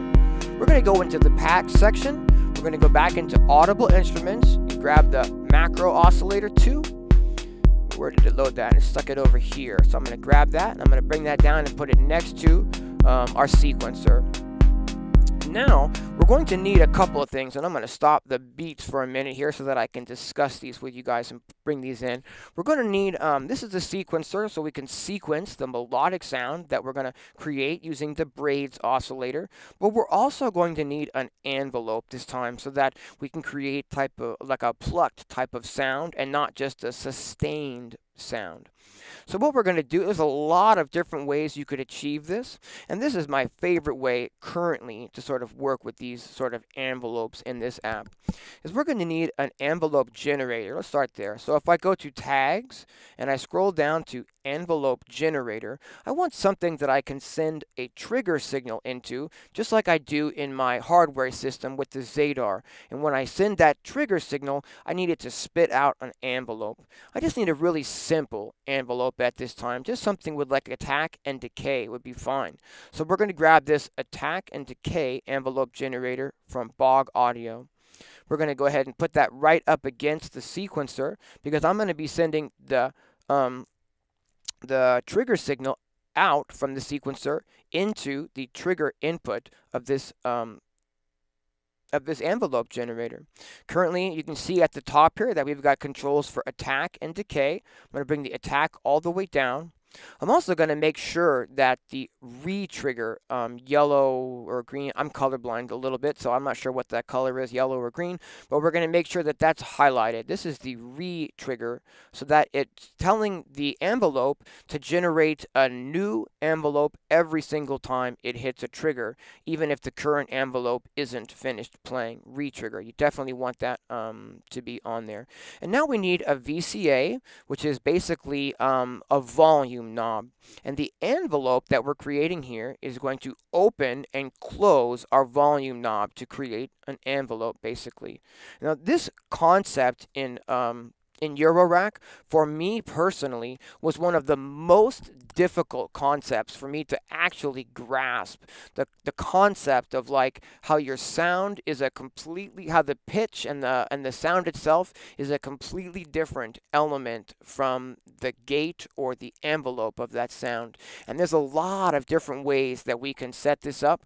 This is a really simple and easy way that I'm going to show you here, but this whole concept took me quite a bit of time, and I used to have to refer to like images every time I wanted to set up an envelope for the routing. Like this goes here, then the gate, and then so like don't feel bad if you don't get these concepts on your very first try through and then have it all memorized. I mean, this is a lot of technical information that we're dealing with here, and when I was getting started, I had to go back and like watch tutorials on these concepts over and over again to really get the routing and how to set these things up. But you'll find that after you start understanding some of these basic concepts, if you put in the time to where you can really understand some of the basics, then things really start opening up and you can start making decisions about what you'd like to do and then learning how to do those specific little things like one step at a time. Fantastic. Okay, so we're looking for a VCA now, which again is basically a volume knob. So it's under tags and amplifier / VCA. We've got a few different options here, but I'm really just getting a lot of use out of the Bog Audio stuff right now. So we're going to load the Bog Audio VCA. Now I'm going to zoom in here, and VCA just stands for Voltage Controlled Amplifier. It's all confusing sounding until you actually understand what you're dealing with, and then it's really not that, confusing. We adjust how loud we want this sound to come through. I want it to come through as loud as it can. Okay, we're going to take the envelope that we are generating from this envelope generator, take the envelope out, and we're going to run that into the CV input of our VCA. Now we just need to take the sound that we actually want to hear, which is the sound of this oscillator, take the output of that and run that into the input of this VCA. So I'm going to set up some triggers here and some melodic information. We're going to take the let's see here. We're gonna take the volt per octave, which is the pitch information that this sequencer is going to generate, and we're going to route that into the volt per octave input of our oscillator. Now, let's see here. We just need to also route that trigger. We're going to route the trigger from our sequencer into the trigger of our oscillator. So the trigger is triggering our oscillator, and it's also triggering our envelope generator. So now we can't actually hear anything yet because we need to route the output of our VCA, our voltage controlled amplifier, okay, amplifier, that's for volume. We need to route the output of that into our mixer. Now this is going to be a melodic sound, so I'm going to route this, the output here of our VCA into the third channel on our right-hand side where our melodics are going. We're going to bring that mixer down just in case it's way loud or something, and we're going to start creating a melodic pattern using this sequencer here. We've got two different controls of this sequencer. The controls over the trigger, which is when the notes are going to occur, and we have control over the pitch of those notes. These sliders up here at the top are going to control the melodic pitch of each of these notes, and the dots underneath them, if I turn all 8 dots on, it's going to play all 8 of these notes, and it's going to change the pitches according to those sliders. Now, I hope that is making sense so far. Now, when I press play, whoops, for some reason I reset it or something, and let's go ahead and turn all these triggers on and start moving some of these pitches around randomly. This is just totally random here. They're not adhering to any specific musical scale or anything like that. We just want to get something actually audible at this time, okay? So now you can hear that we have a pattern going in the background. It's not like it's not in melodic sync. It's not in the same key as we're as we're working in. So we're going to start making that be in the same key as what we're already working in. And what we'll need to do is we'll need to load a quantizer. Now, a quantizer can take those random voltages and it can stick those to a melodic scale. So we're going to be in the tags section and we're going to scroll down and we're going to choose quantizer. Again, you've got several different options here and they all work a little bit differently. Some of them are more complicated than others. We're going to grab the very easy to use simple one here. And this is from like JW modules or something like that. We're going to bring this over here to the actual, row that we're working with. And this is the pitch quantizer. So we're going to run it. We're going to run, let's see here. We're going to run the volt per octave from our sequence into the volt per octave input of this quantizer. Now it's going to grab these random voltages and it's going to say, like for instance right now it says C minor. So it's going to find the closest note in the scale of C minor and it's going to stick those notes to that scale. So if I grab the output and route that into the module's volt per octave input, now I've got that pitch being routed into the quantizer, being snapped to a scale, so when it hits our module, it's going to adhere to this scale. Now we are writing in the key of F minor today, so I'm going to go ahead and scroll this up to F and leave that bottom one at minor, and that should help us get this random melodic stuff that I've put in here start syncing with what we've already created. Now, what we're hearing by default is we're hearing the range of these notes that we've created be a very wide range, anywhere from like, C1 to like C8 or something. It's a very wide range of random sort of notes that it's sitting there. Not random, but it's best adherence to our scale from those notes there.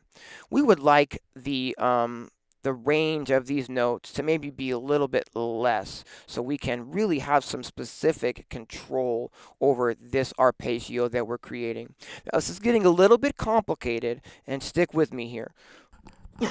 Excuse me. We just need to load up another attenuverter so we can control the amount of voltages that are coming out of our sequencer. Now, if we go to tags and we go to attenuator, we can find that dual attenuverter from Bifaco again. I know that we already used one up here and it has an extra input and output, and I absolutely could have routed what I need into those second inputs and outputs. But to keep things a little bit more simple, we're going to keep everything on the same row, you know what I mean, today. So I'd like to put this attenuverter before our quantizer module. And again, all we're using this for is to adjust the range of these notes. And you'll hear exactly what I mean right now. All we've done is I've routed the pitch information into the attenuverter, and I've routed that now into our quantizer, which is snapping those note values to the scale of F minor. I can now get us right back to where we were by saying I'd like the full range to, to still come through. That'll get us right back to where we were with those high notes and everything. But if I bring the attenuverter back down to its 0 position, you'll hear that it's actually not letting any range of those sounds through now. It's only just letting one note, letting one note only come through, for Pete's sake. And now the more I move this attenuverter, the more range we are allowing these notes to exist in. So you see, as I move it higher, we now start to add those higher notes in. So this is sort of up to you when you're creating a melodic pattern this way, how much note movement we want in this pattern. And we can actually use the offset to affect sort of the main overall pitch. See how we're starting on those lower notes now? And if I were to bring this up, we now get a higher amount of range that it can pick from. That's actually sounding not bad right there. I think we'll start with that maybe and start unmuting these other elements and trying to get the mix back together.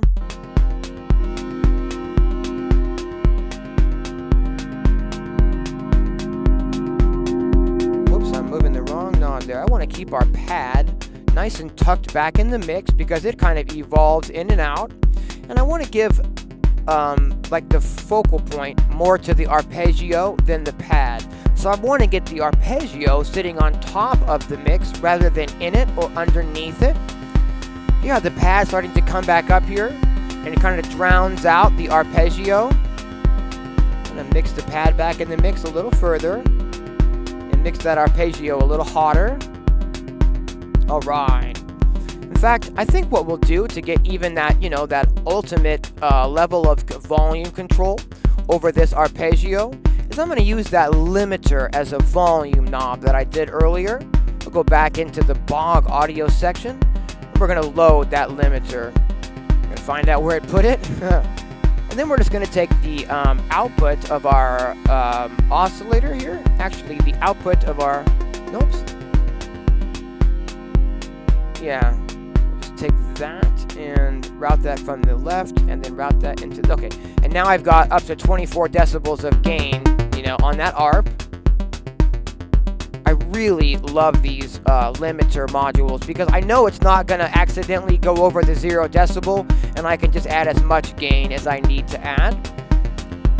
Now that we've added a couple more elements, I'm going to go back to my visualizers here inside of Ableton and make sure that I'm not pushing like too much low frequency content or too much high frequency content. Sometimes when you're, working on headphones, it can be a little bit difficult to maybe hear some of those lower frequencies. I don't want to be exploding your phone speakers, you know what I mean? So we seem to be doing okay with the mix levels so far. Does movement into the negative for the attenuverter do anything? Let's find out. So again, whoops, that's not the one I want. Let's put that back where it was. Whoops, why am I doing that? Ah! There it is. Oh my goodness, sorry about all that malarkey there. Let's grab the attenuverter. Again, this is controlling how much width our notes are coming out of. So if we bring it back to the 0 position, it sticks us just to one note only. And if we bring it to the left, it sounds like it's trying to, dig into those notes beneath it. But they're just so low that we don't really hear them very well.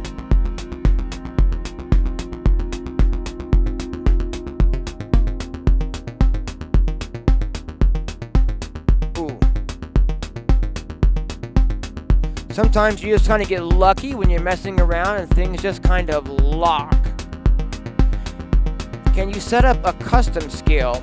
I'm pretty sure you can with some of the other quantizers in here. This one is a really simple quantizer from JW Modules. And you've got, minor, low Korean, Indian, tons and tons of scales. Mixolydic, Turkish, You could even set it to none, but I don't know why you'd want to do that. Better just not to have it in, I guess. Today we've just got it set to F minor.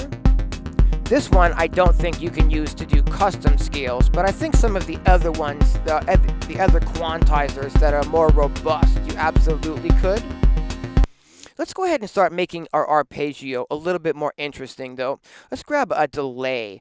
We'll go to the tags section, and we're going to go down to the delays. I really like this dual delay here, so let's grab this one, shall we? I'm going to put this on the same row as the line, so it's going to be part of our arpeggio sound. And we're going to grab the left output here and rather, we're going to grab the output from our VCA, and we're going to grab the route that into the output A of our dual delay.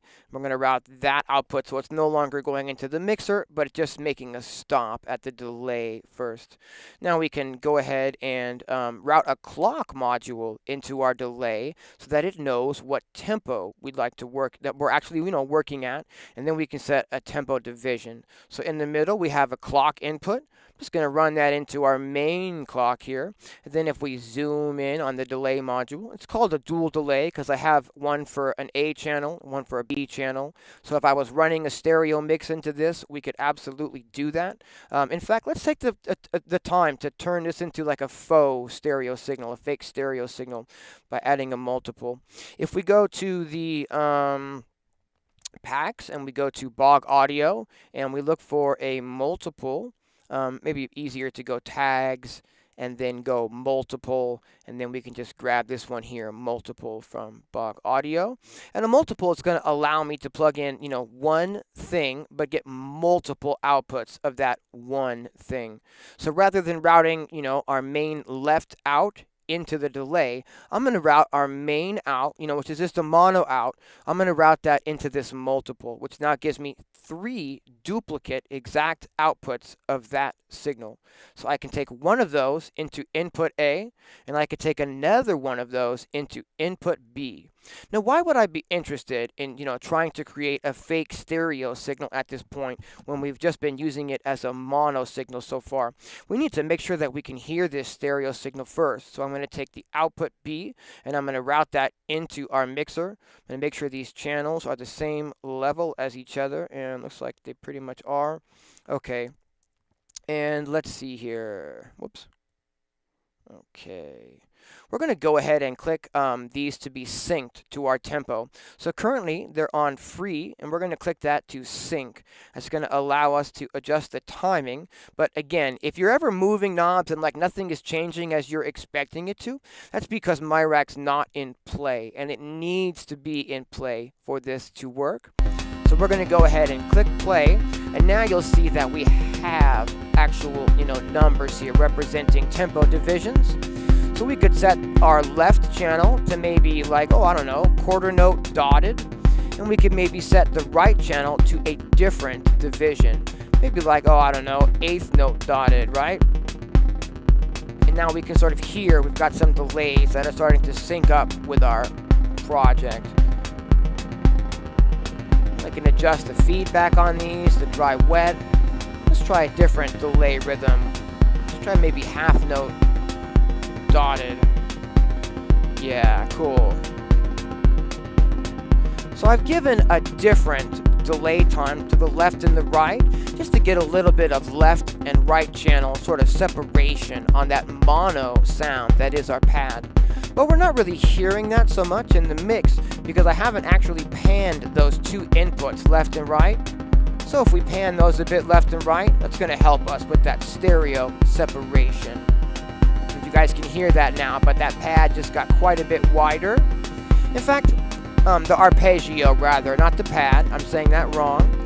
Let's go ahead and make this a little bit more robust. Let's take up 3 channels on the mixer for this.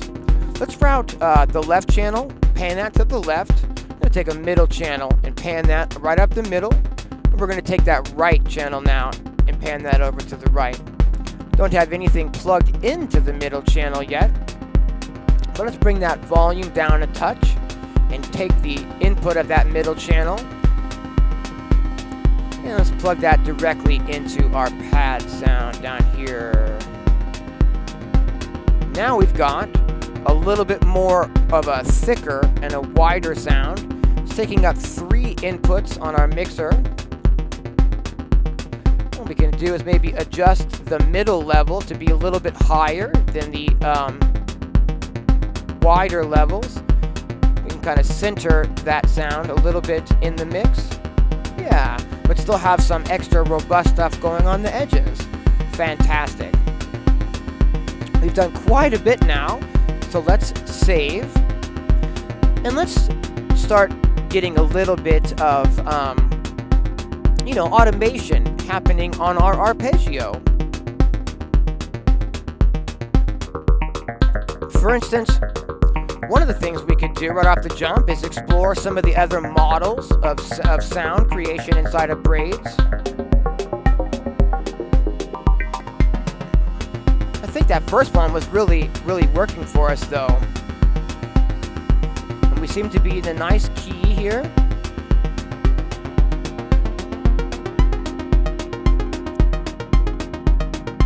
Wow, we can change up the sound here with the harmonics, you know. I can't decide whether I prefer it here in the middle or with that extra octave on the top of it. I think we're going to leave it down at the bottom for now. And what happens when we morph this knob? Get a little bit of, you know, movement on the sound. Put that back to its default position and mess with the timbre.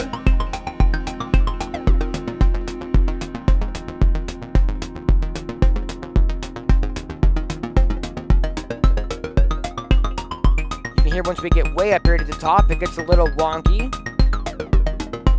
But I think right about there sounds pretty good. So conceptually, if I want to automate that knob to move between here and here, that's about, you know, the 3 o'clock position. I'm going to put the attenuverter knob, you know, here to about that position.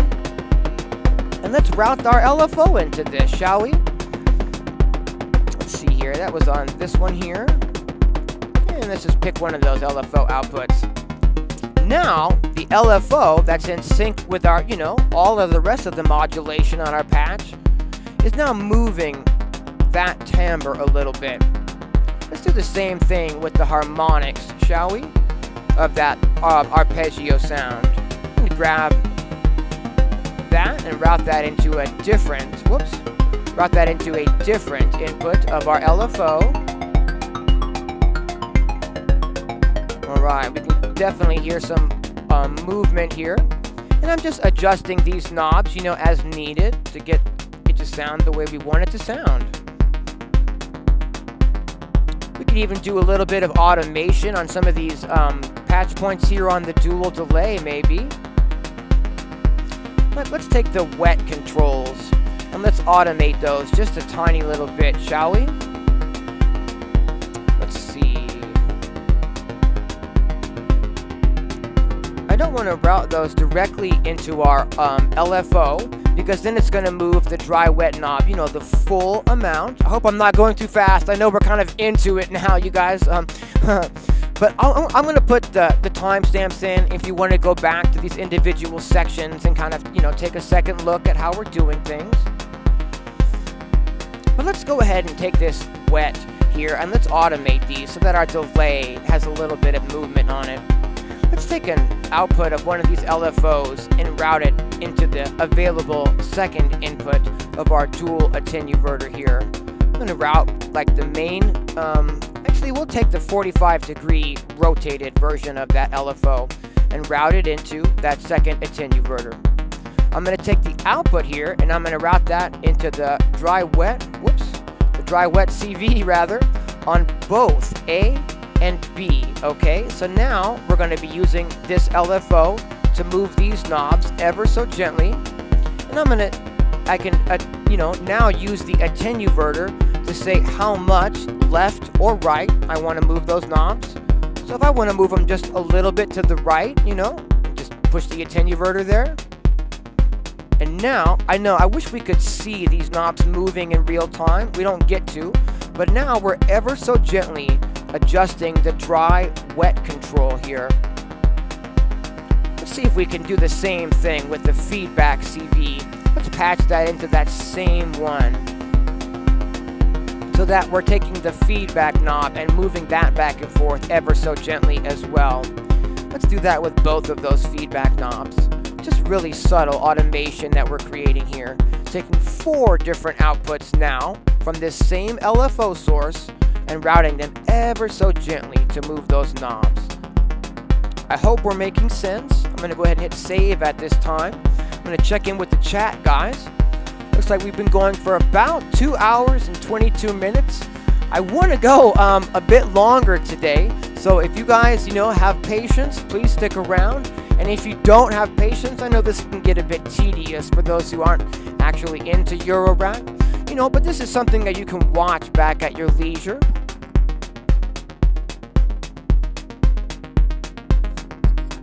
I think the next step here would be to try to add sort of a low frequency bass tone, because we've already got kind of like a rhythm going. We've got some melodics kind of dancing about over that really basic rhythm. So it'd be awesome if we could get, you know, a third melodic sound to play nice in this mix, right? Let's use braids again, you guys, so that let's just make this the ultimate braids. I'm sorry, I'm saying braids. What I mean to say is plaits. So we're just using mutable instruments, plaits, over and over again, in all of its different modules. Let's add another one so we can try to create a bass with it. Can you guys still hear my vocals okay as the music continues to get louder? Just let me know if I need to make any adjustments there, because I can bring the vocals up, or I can bring the volume on the music down if I need to. We're going to go ahead and grab that other plaits module, and we're going to bring this down to the next row. So pad on top row, drums on the second row, and arpeggio on the third row. We're going to have bass on this row. And we're going to need a sequencer for this, so let's go ahead and just duplicate this sequencer here by double-clicking on it, saying Manage, and saying Duplicate. We're going to grab this, and we're going to drag it over here, and just like our, two sequencers above it, we need to get it running at the tempo of our project and let it know when the downbeat is and give it its, reset setting. So we're going to go clock, and we're going to patch this into our main clock, and we're going to go reset, and we're going to patch that into our reset signal. Again, I know I'm using kind of both of these controls today, but the play button on the upper right gets the main engine going, and then we've created this big button here to kind of be our main reset for all of our sequences and our modulation. So to get everything in time, we need to use both of these. We need to press play here, and then we need to reset over here, and now all of our sequencers know when the downbeat is. Let's see about maybe creating a 16 beat bass line rather, instead of an 8-bar pattern. And we're going to just start basically recreating all of the same type of controls that we needed to work with this arpeggio here. We're definitely going to need an envelope generator, and we're going to need a VCA, and we're going to need a quantizer to tell these notes that they should adhere to the key of F minor. So we're going to go ahead and just copy all of these things down by double tapping, going to manage, and going duplicate. Somewhere on the screen it's put that duplication, and we'll just grab it down here, right? Going to grab this oscillator, we're going to grab this envelope generator, manage, and duplicate. So I'll bring this down over here, whoops. And then we're going to grab this VCA, manage, and we're going to duplicate that. Whoops. We're going to bring that down here. We're going to grab this attenuverter, and we're going to manage, and we're going to duplicate that. We're going to bring that down here as well. The manage and duplicate feature is really handy, so you don't need to keep digging around in the menu every 3 seconds, And to get a more controlled volume over our bass, we're just going to put that limiter right at the end of it as well. Again, we're not using this really for the purposes of a limiter, but just so that I have something that can add a whole lot of gain if we need to. We're going to manage and duplicate that, and we'll bring that down as well. So now we have all of these modules ready to go for routing on our bass. We're going to go save at this time, and we're going to route the volt per octave out. We're going to route that. We're going to same thing. If you need reference at this point, you can kind of reference, the row above it, because we're pretty much doing the same thing here. Taking the out, we're going to put these back to their default state. We're going to take the out. So the volt per octave is the pitch information of these sliders. The trigger is the trigger information when we're triggering, which notes we're triggering, so turning the notes on or off. And we're going to grab this, and we're going to route this into the trigger input of our envelope generator. So when it receives a trigger signal, it sends out an envelope signal to our VCA to open up that amplifier. So envelope out into the CV input of the VCA. This gets a little complicated, so this is where you can watch these videos if you need to. Keeping the envelope generator in that re-trigger mode. We're going to take the out of our VCA. We're going to route that into the in of our limiter, and we're going to route the output of our module into the input of that VCA. And last but not least, I'm also going to want to adjust the velocity specifically here. So let's add another the octave, not the velocity, but the octave of our sound, so that we can get this in the frequency of bass very easily. And we're going to go back to the Bog Audio section for this. They have a really neat module that helps if you're trying to control more than one module at a time, or if you just want to get creative with the octaves really easily. And that module is their stack module. This is Bog Audio Stack. And so let's see here. I want to put it right before the oscillator. I try to, put the modules to sort of follow their signal flow. But as you can see, we route things pretty much where we want to. So that sort of stuff, can vary. We're going to take the output here. This is our pitch information coming out from our sequencer into our attenuverter, so we can control how much in the octaves this is moving our pitch. We take our output here, so it's snapping it to the F minor scale, and we route this output into the volt per octave input of the oscillator. Now we just need to route the trigger of the oscillator into the trigger from the sequencer as well. So the sequencer is triggering both the oscillator to make a sound and also the envelope generator to generate an envelope signal for that sound. Let's see here. What do we have? Do we have volume yet? We won't, because I need to route this into the mixer still. So this is what we're going to try to create a bass with. So we're going to route it into our melodic side of the mixer. Again, I'm routing the drums. I have two basic mixers here on the top row, and they're being combined into a third mixer, which is just combining all of our audio into one location. But we have drums on the left and melodics on the right. So we're going to go ahead and take our next available melodic channel. We're going to route the output of our new sound here, and I believe we've got it set up so we can start actually making sound now. What we've got, though, is I copied the sequencer from the one above it, so it's got sort of that same, pattern in here, and we don't want that. So let's just make a random pattern in here for starters and see what happens. So I've just hit the randomize button, and it randomly assigns some new triggers and some new pitch values, and we can see what we're working with here. We can start adjusting how much range we want in this sound and how we want the actual sound to sound per se. Let's see if we can get this going.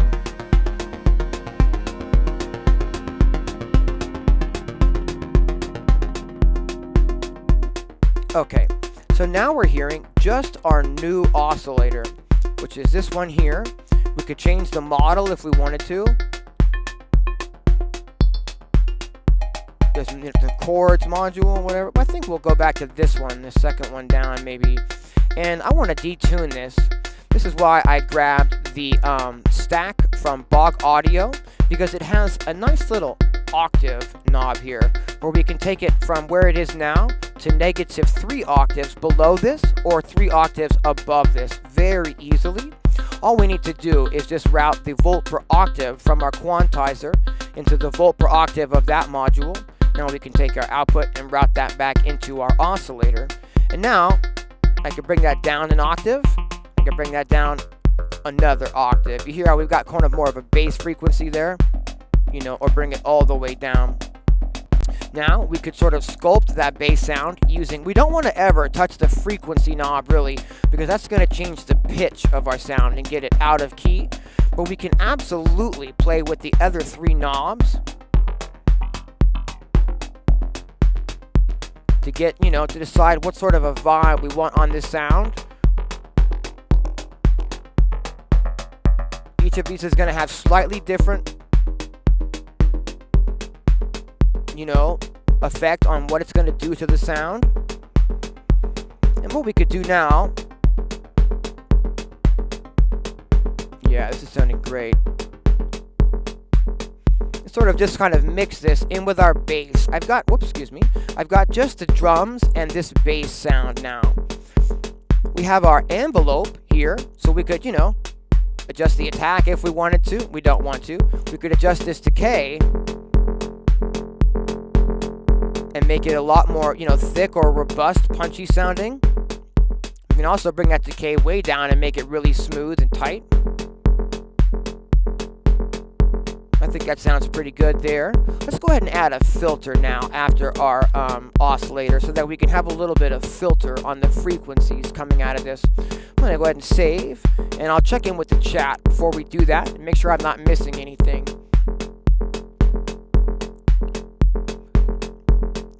I bet you can quantize the quantizer, Connor. That could probably create some interesting stuff. Hey, what's happening, Ned? Thanks for tuning in. Can you build this without the macro synth? Now that's an interesting question. You could, you know, build anything you want with any oscillators. There's tons of different oscillators and even samplers. You can load samples into miRack. But you know, that's what's going to make your sound, depending on what oscillator you use. I mean, there isn't another oscillator in here, for instance, that has all of these different models in one oscillator. That's not very a common thing. What you're normally going to have is like an analog oscillator, which will have like a square waveform, a sine, a triangle, and a saw waveform. If we're lucky, maybe a noise waveform. There's oscillators in here that are like wavetable oscillators. Each oscillator you choose is going to have a distinct purpose and a distinct sound. The reason that we're specifically focusing on using a lot of the Plaits oscillator today is because it has tons of different models inside of the same oscillator, so we can make lots of different kind of sounds using this same oscillator. And I also think it's a really great oscillator to kind of learn how to use because it directly, you know, corresponds to its real world counterpart, Mutable Instruments Plaits. So if you ever do get into hardware from using something like miRack, those modules are like exactly the same and you'll already know how to use them. Okay. Yeah, Mutable Instruments Rings is fantastic. I just started exploring with that in miRack this week, as a matter of fact. One of the patches that I played at the beginning was Rings into Clouds patch that I was experimenting with. Again, even if you just wanted to play around making some ambient patches with like Rings into Clouds, it's going to cost you, you know, some hundreds of dollars to buy those two modules and get a little system set up. But in miRack, you know, for 20 bucks or something, you can just get right in and, you know, start doing a lot of stuff. Okay, fantastic. Let's go ahead and add a filter to this bass sound, shall we? We're going to go to the plus tab. We're going to go tags, and we're going to go filter. And let's see here. I'm really getting a lot of use out of this stairway filter, but I also like this simple low-pass filter. So let's grab that as a variation, shall we? We're just going to grab this down here. And I think what we'll do is grab this limiter, manage, and duplicate, and put that after the filter as well. So I've got a volume control feeding into the filter and a volume control happening after the filter. I like to have a lot of control over the volume, if you haven't noticed. We're going to take our main output signal and route that into the new limiter, and then I'm just going to route our limiter into the filter, out of the filter into that second limiter. Bring the volume on that one down. And this is a low pass filter, so if we want to hear our sound coming through, I'll need to bring the frequency up on that. Now when I press play, it should sound like the original patch, and nothing should really change yet. Let's get our sync there. But now with the bass, you know, we can start filtering that down. We can add some resonance to that if we want to. This is why I like to have such control over the volume. So a lot of these modules, I feel like, bring the volume down a few decibels from what it is when you run it into them as when you get it out of them. So I love being able to just turn that right back up again using that, you know, limiter. And right now, I'm just going to try to mix the bass only with the drums here.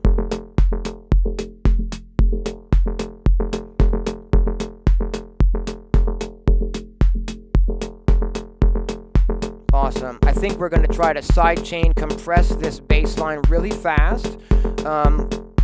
We did this with the pressor earlier on the pads, and I think we'll do it again with the bass. I'm going to leave all the rest of the sounds off so that we can just hear the bass and what it's doing in relation to this kick drum. First off, let's put a little bit of automation on this filter for the bass. I'm going to grab an LFO output of our main LFO. I'm just going to route that into the frequency in and adjust this attenuverter, a little bit so it starts actually moving the frequency knob of our filter. And I'm going to do the same with the resonance as well. Get a little bit of movement happening on that knob. We're going to route this into another output of our LFO. Cool.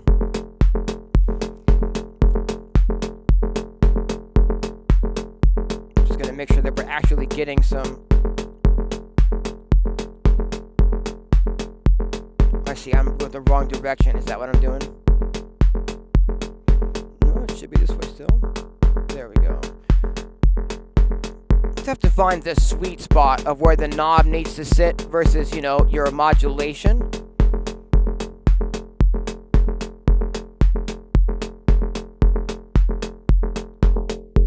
I'm not really hearing it move the way I want it to, is the thing. Come on, knob, move.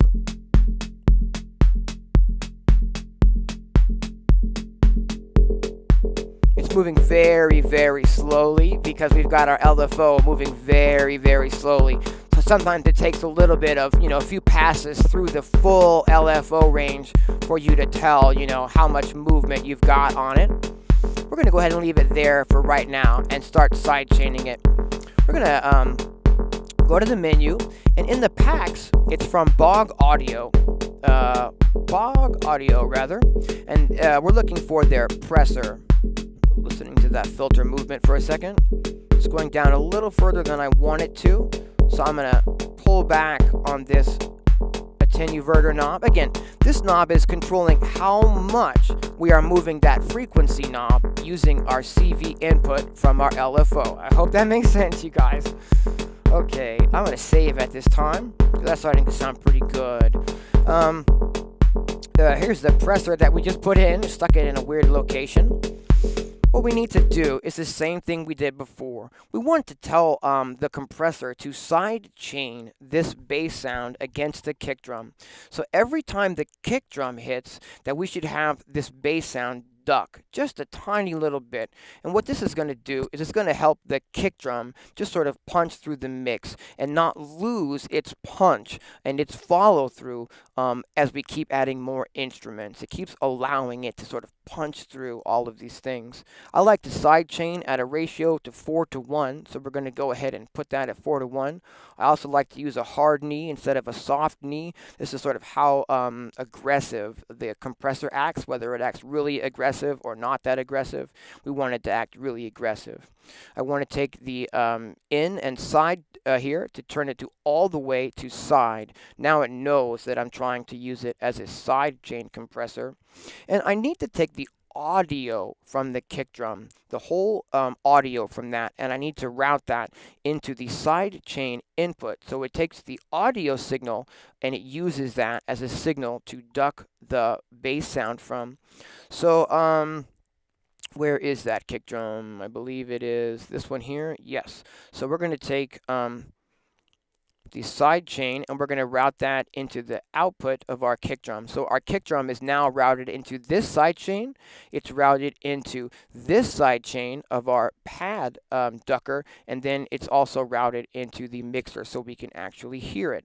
Now, when we're ducking something, we want it to happen at the exact second that the kick drum hits. We don't want the kick drum to hit and then have the ducking occur later. So we need to adjust the attack to 0. I'm also going to bring that release down just a little bit. And now we just need to take the volume, let's see here, the volume of, from the output of our limiter, we need to get rid of that and route that into the volume of the compressor instead. And we need to take the left output of this, because this is a mono signal. We need to take the left output from this and route it back into our mixer. And I believe it's that one. Whoops. Okay, now all we need to do is adjust the threshold, right? And what we'll see here is that every time the kick drum hits, it's now ducking the audio level that's coming through this compressor by this amount of decibels. So it's a really gentle kind of boosting pump right now. It's ducking it when the kick hits by about 8 decibels and then letting go really quickly. So it's just ducking out of the way for the kick drum really quickly and then popping back out again. I don't know if you guys can hear that. But it just kind of gives, doing this sidechain stuff, just kind of gives our kick a little bit more presence. We're going to start adding in the rest of our tracks again. So here's our pad sound.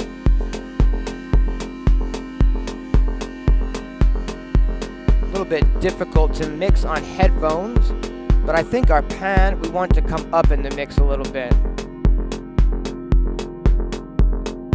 I think we want that pad to have more reverb as well. Cool. Just trying to mix these 3 tracks together. I think maybe our bass could come up a tiny bit still. That's starting to sound all right. I think maybe the pad could come up a little still.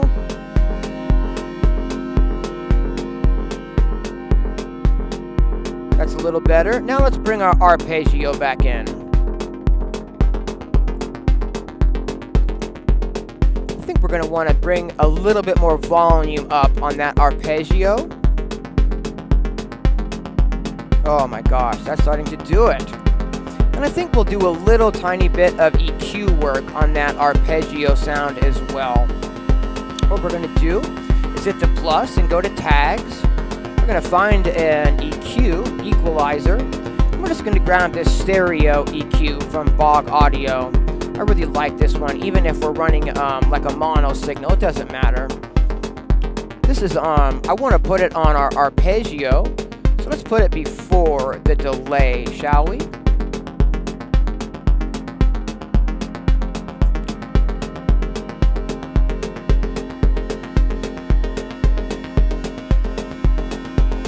Grab the input here and the input here and then the output there and the output there. Great. Now I've got the EQ running through our arpeggio sound, so I could boost the high frequency content on that and pull the lows back just a little bit. Yeah, that's really helping that arpeggio start to, you know, jump through the mix a little bit.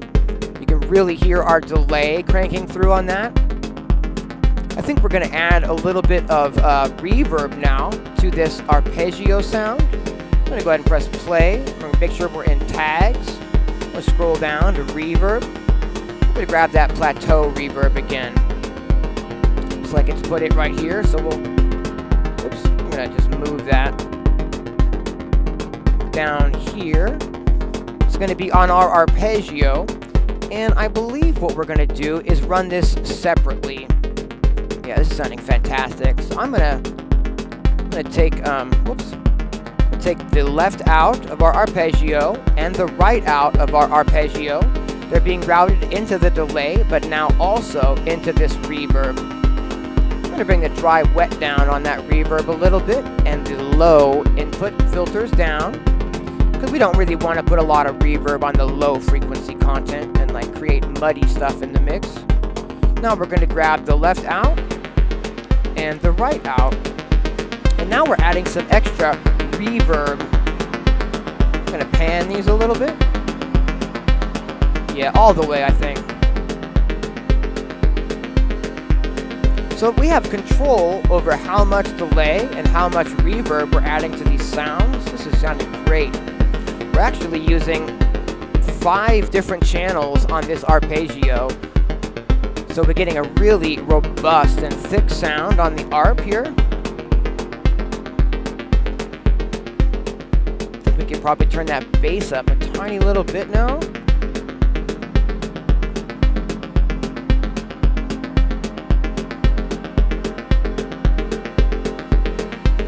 Yeah, let's save at this point, shall we? I'm going to take a look at my visualizers also to see how we're doing in the frequency spectrum.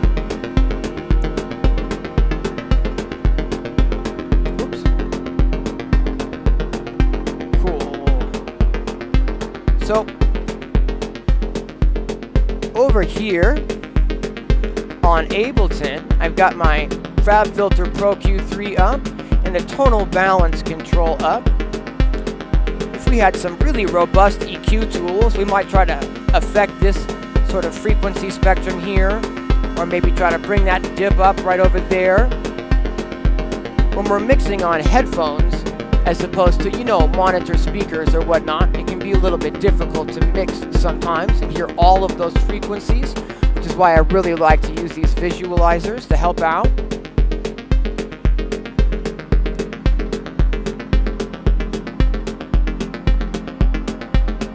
I'm going to check in with the chat here and see if I've missed any important questions. Thanks, Andy. Actually, I just spend a lot of time. Watching tutorials and all that kind of stuff. I learn one new thing at a time and kind of try to get that into my workflow. And again, when I was first starting this, I used to have to watch lots of tutorials when I was, during the patching, because I couldn't remember how to put things together. Sometimes I made notes. Oftentimes, if I made something that I wanted to be able to recreate later, I might even take a screenshot of that so that I could follow the routing if I couldn't remember how to do it. And then I find that really once you get sort of the basic elements of this stuff down, it becomes, we definitely started with nothing today, and we've got, quite a bit of things, as we keep adding and adding, it gets a little bit more intense looking. But as you're adding these things just one step at a time and trying to keep everything in line with itself, this is definitely doable. You just got to put in the hours, if you know what I mean. Let's see here. Am I missing anything else in the chat? Yeah, Clouds is so good. All right. Can you speed up the volume oscillation by patching in another module? Yes, you absolutely could. You could literally do anything that you could think of. Like, if I patch this into this, what will happen? And that's sort of the fun of when you're like experimenting. Sometimes, I spend, these sessions just experimenting with what I can create. And other times I have like a preconceived notion of what I might like to try and create. So it just sort of depends on the mood that you're in, I think. Is there a module to name groups? Yes, as a matter of fact. If you wanted to put something in that we could then, you could put notes anywhere you wanted, as a matter of fact. That's a great question. Thank you for that. There is. It's, see here. I think I have it in my favorites as well. Yeah, this is from Core. Okay, so if we go to packs in the section here, and we go to, is it in the essentials? Yeah, it is. So packs and then essentials, you're going to find a module that's literally just called notes, right? And you can double click this, and now you could put this anywhere in your project. You could put it off to the side if you wanted to, or you could put it like right in the middle of your patch. You can just straight double click on it and go edit text. And then you could go remember to tweak the filter cutoff with your MIDI controller, or any kind of notes you wanted to put in whatsoever, right? There we go. And then there it is. Remember, I didn't spell it right, whatever. So you could absolutely put, sort of like, labels or notes, depending on how you need to do that. And if I'm not mistaken, I thought there was a way that we could change the size of this. There might be a different notes module where we can actually change the size of it, so it's not so big. I think there's actually, let's go manage and delete. I think there's actually one that goes sideways that we can type in as well. I'm just not really exactly sure where that is at in the app, but I'm pretty confident I've seen that as well, for like more specific labeling and not just a big old piece of paper kind of in the middle of your patch. But yes, great question. Okay, let's see. A slight delay would be nice to make the bassline bounce a little bit. Yeah, absolutely. That would be awesome. Can you quickly scan the modules you're using and give an idea of how many modules you would really use in a physical rack? Well, see, that depends, again, as well. See, with this, we can, we can zoom out and we can literally add as many modules. I can go left or right. We can literally just keep adding as many modules as your iPad can handle. And like, I wouldn't necessarily put in a bunch of modules that aren't patched. You just sort of put in what you need as you're making the patch. So to answer that question, like how many modules would this take in the real world? For me, it would take exactly as many as you see on the screen here, basically. You know what I mean? I mean, it just depends on how I was trying to, create this. But you would certainly need an oscillator, for every sound. So, we've got 1, 2, 3, 4, 5, 6, 7 different oscillators here. They're the same, oscillator because it has different models. But, you would need exactly what you see here to create, something like this. You'd need a couple of reverb modules. You could probably route that stuff into one. It all depends on your creative routing. And the more you learn with this kind of stuff, the more you can actually get in and try different things. If you've tried one, creative thing and that works, then you've got one more trick to add to your creative arsenal that you can maybe attempt to use in future patches. The really exciting thing I think about, specifically this virtual version is we can try lots and lots of different sequencers. We can try lots of different oscillators and really start learning, which modules you kind of like to work with per se, and building your own type of custom workflow depending on what genres, tempos, and styles you're trying to create. Let's see here. Oh, thanks, David. I appreciate that. Do you also jam along improvising on a MIDI keyboard? Yes, absolutely. You could absolutely plug in any type of MIDI. We have a controller here today, but we didn't actually use that. I could start trying to route some of this if we wanted to the volumes or to the knobs, but I don't really think we need to for this kind of patch that we've created. But you could absolutely have a MIDI keyboard as well here, and you could route that into the modules. In fact, I have a video from about 1.5 years ago. It's called I have the second miRack tutorial that I made. The first one is how to build a simple synthesizer, and then the next one in that series is expanding on your simple synthesizer. And that second one, expanding on your simple synthesizer, shows exactly how to route your MIDI keyboard into the app so that you can play, I'm going like this, so that you can play the modules with the MIDI keyboard as well. So you could jam over them and use that for like note input if some of the modules have that as well. Did I ever use Reactor? I have used Reactor, but I haven't done a lot of programming in Reactor. Long time ago, back in like the late 90s, early 2000s, I used Synth Edit to create some virtual, some VST synths on the PC. This is like way back in the days of Electronisounds. I used to have 3 VST instruments that I coded with that Synth Edit application. But I haven't really done much like custom creation inside of Reactor. Yeah, absolutely. You could absolutely use sequencer parts that aren't being used from the same sequencer as you want. What we're doing here is we're keeping we've kept everything on the same row for the purposes of keeping it visually easy to understand, so that all of the items on each row are related to each other. Our first row is the pads, our second row is the drums, our third row is the arpeggio, and our fourth row is the bass. So that's the beauty of using this as opposed to a real world app, because I can just keep loading in modules one after the other and not have to worry about it. Even when we're running, I'm only hitting about 19% CPU right now.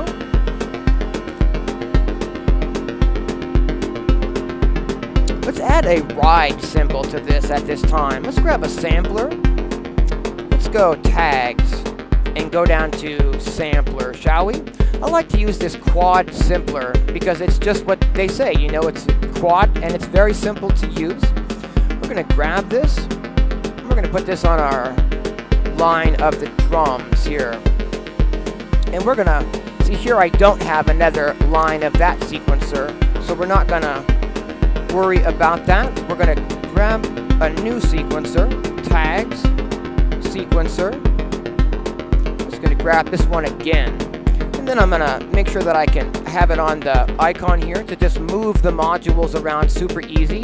Just going to grab all these and move them down. And looks like I need to go a little bit more still. To put that second sequencer right next to the first sequencer. Putting it on the same line as our drums because we're going to sequence more drums with it. I'm going to take a trigger out. Whoops. I'm going to take a trigger out from that first lane. And I'm going to run it into the trigger input on the quad sampler.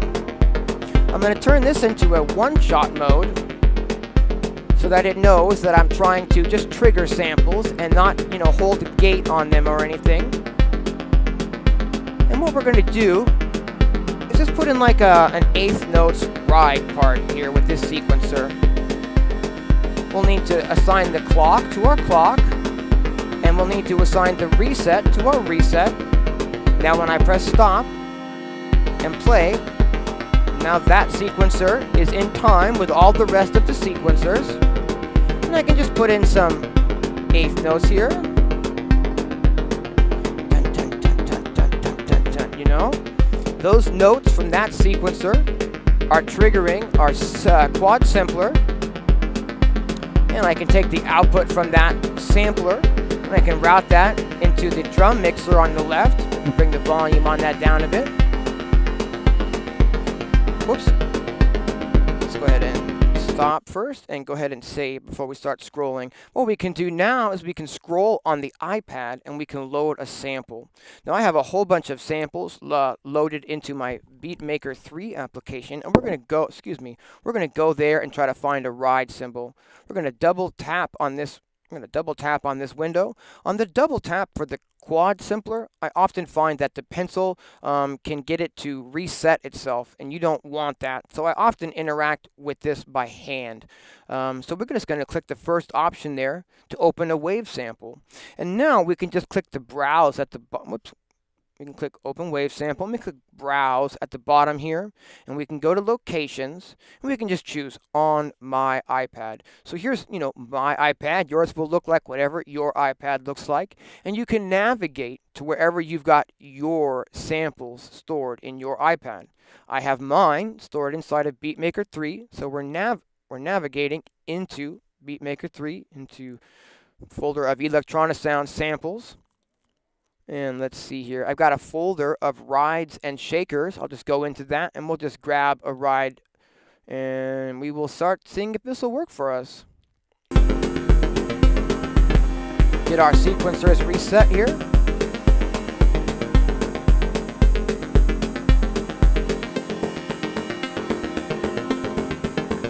Actually, yeah, there we go. Can mute this entire mixer with just the one mute of the main output, so we can start hearing that ride that I've loaded. All right. Whoops. Sometimes the pinching and the zooming gets a little weird, you just have to kind of get used to that. Basically, just want to get this ride cymbal into the mix with our drums. I think we're going to put an extra EQ in so that I can run that on the ride cymbal. So we go plus, tags, and let's go to equalizer and grab an EQ.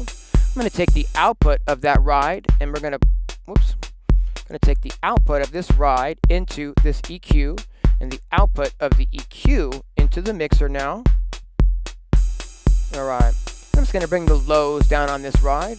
So there's nothing possibly hanging out in that low frequency range that's going to maybe conflict with some of our other low sounds in the mix. Alright, that's sounding pretty good. Let's bring that ride back.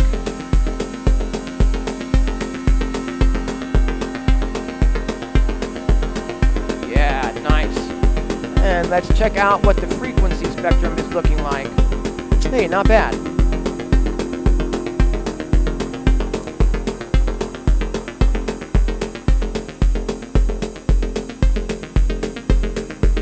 We can adjust the pitch of this ride using the speed control.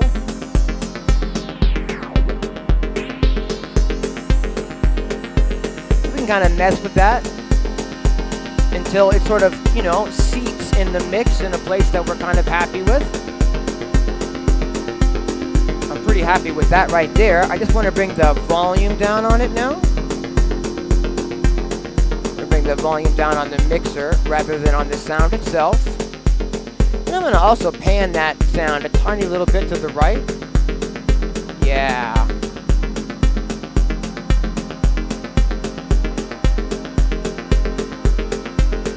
Alright, that's really fleshing out this frequency spectrum, adding that nice ride in there.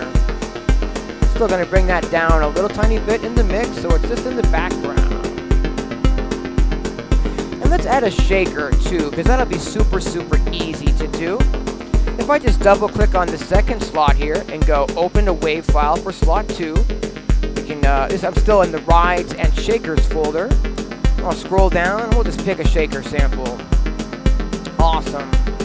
Let's create just like a 16th note pattern in the sequencer. So here's our 8th notes for the ride. And I'm just going to put a full 16th note pattern in for the shaker.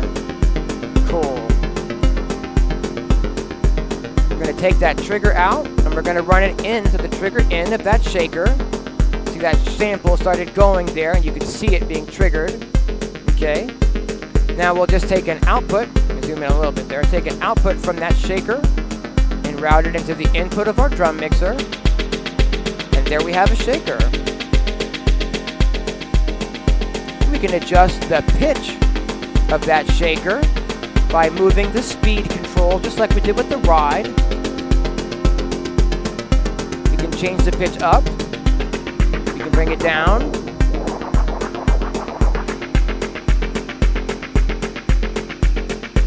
I think right there is pretty good in pitch. Let's bring the volume down on it. And also pan it a little bit opposite that ride, so that it can kind of have its own space in the stereo field. And let's save. Alright, now that's a lot more of a robust groove with those extra bits of percussion in there. They might be a little loud still.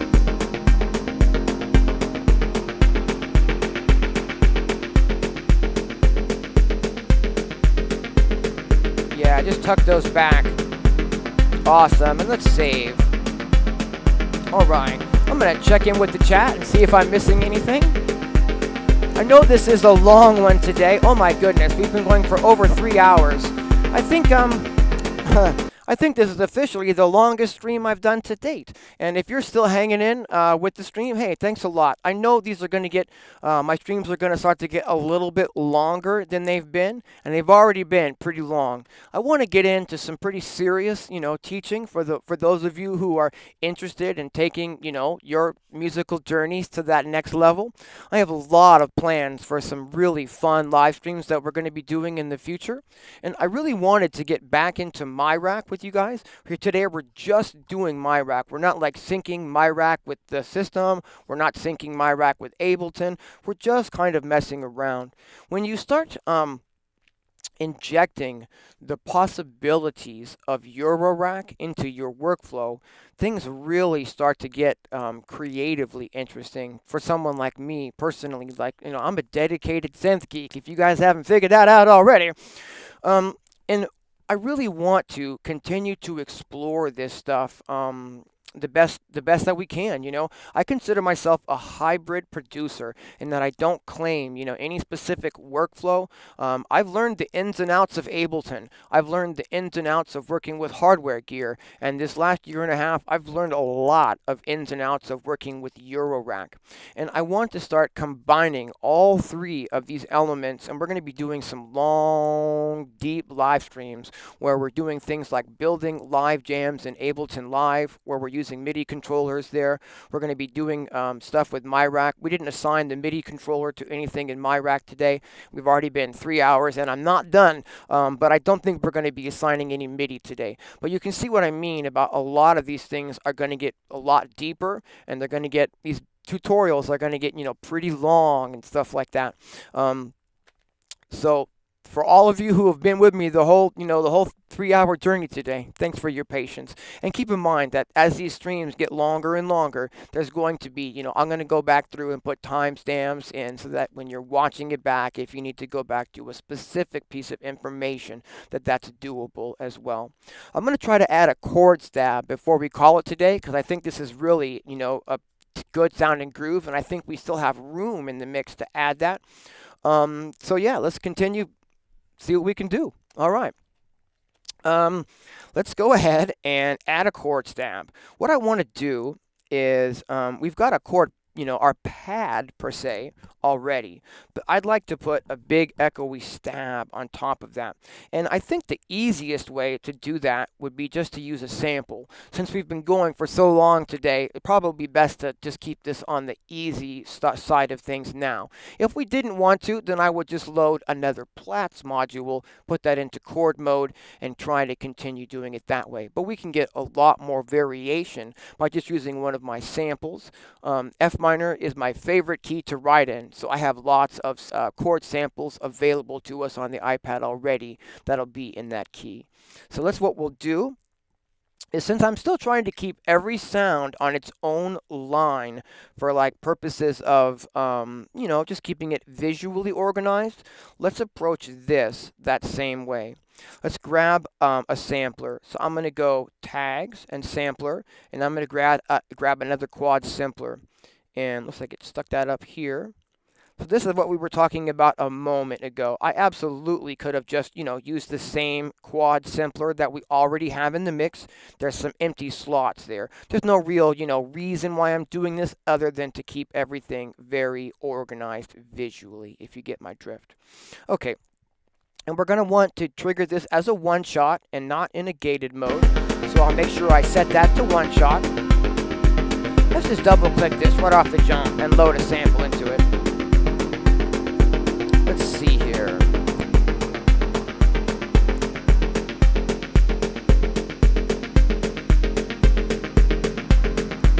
Probably get some chords out of this. Cool. There's an F minor. Let's grab that. Start us off with. All right. We're going to need a way to trigger this. And I think we'll just put another sequencer down beneath all of our other sequencers. Now, one of the reasons why it's handy to just keep adding new sequencers instead of, trying to utilize the empty lanes that are on the other sequencers available to us is that when it comes to actually making variations and whatnot, each of these sequencers can have 16 different one-bar patterns, and we could assign these patterns to change when we press a button on our MIDI controller or something like that. So the more individual control you've got over your instruments and the sequencers, the easier you could then start creating some variations in the future. We're going to go ahead and just, I want to initialize this rather. So we're going to double click it and go initialize. Fantastic. That just gets it back to its default state. Now you all know what this needs. It needs a clock and a reset signal. So we're going to patch this into our main clock up here, clock 1, and we're going to patch this into our reset signal as well. So come on, zoom in a little to get that. Reset. There we go. This is, again, why the Apple Pencil is really beneficial here. Can you imagine trying to do all this with your finger? I mean, it's a ridiculous amount of zooming and whatnot if you have to do it with your finger. Let's go ahead and get this sequencer going again in time with our other sequencers. All right. Now all of our sequencers are running at the same time as each other. Let's reset that one more time and get that downbeat sorted. All right. Sorry about all the zooming as we, get this patch a little bit more robust. Let's put a trigger here. And let's use that to trigger the chord sample that I just put in. And let's just route that right to the mixer so we can hear it and see what we want to do here. Put that on the melodic side, or except we've already used up all of the inputs here on the melodic side. So there's a lot of ways we could approach that, but let's just, for the purposes of, you know, we've been going for over 3 hours and whatnot, let's just make it easy on ourselves. And I'm going to take the output here and route it into our drum mixer instead of the melodic mixer. We'll just route that into the input on the right there. And I think we'll be able to hear what we've got started now. Let's get those sequencers fixed. Yeah.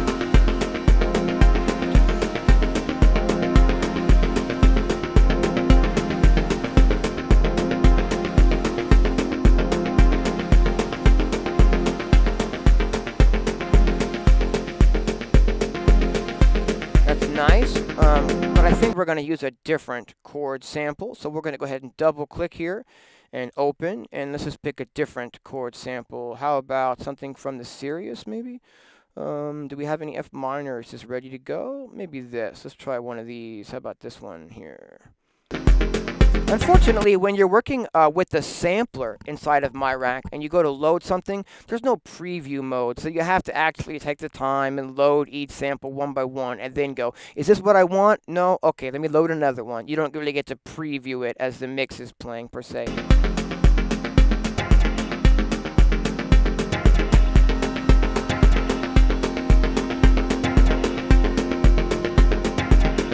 Trying a different chord until we get one that we like here.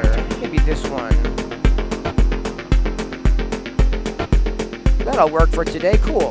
What I'm going to do is put an EQ on that and remove some of the low frequency content. So we're going to go tags and equalizer and grab that stereo EQ. Even though we just need it to be a mono EQ, so I like this EQ. We're going to route that chord into it and remove some of the low frequencies and maybe boost a little bit of the high frequencies on that chord.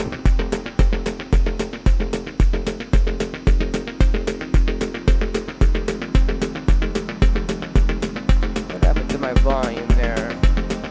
Oh, yeah.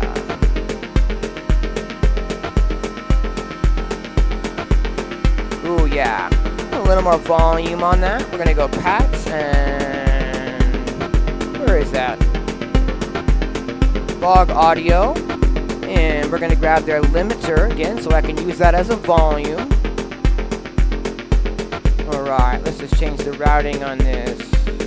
Now I've got some more gain on that new stab. There we go.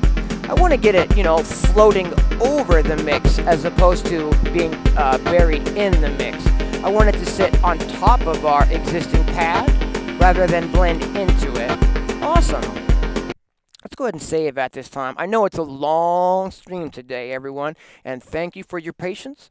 What we're going to go ahead and do, I think, is add some delay and some reverb to this new chord stab before we call it, and we'll have created a pretty robust groove from scratch today, which is all right.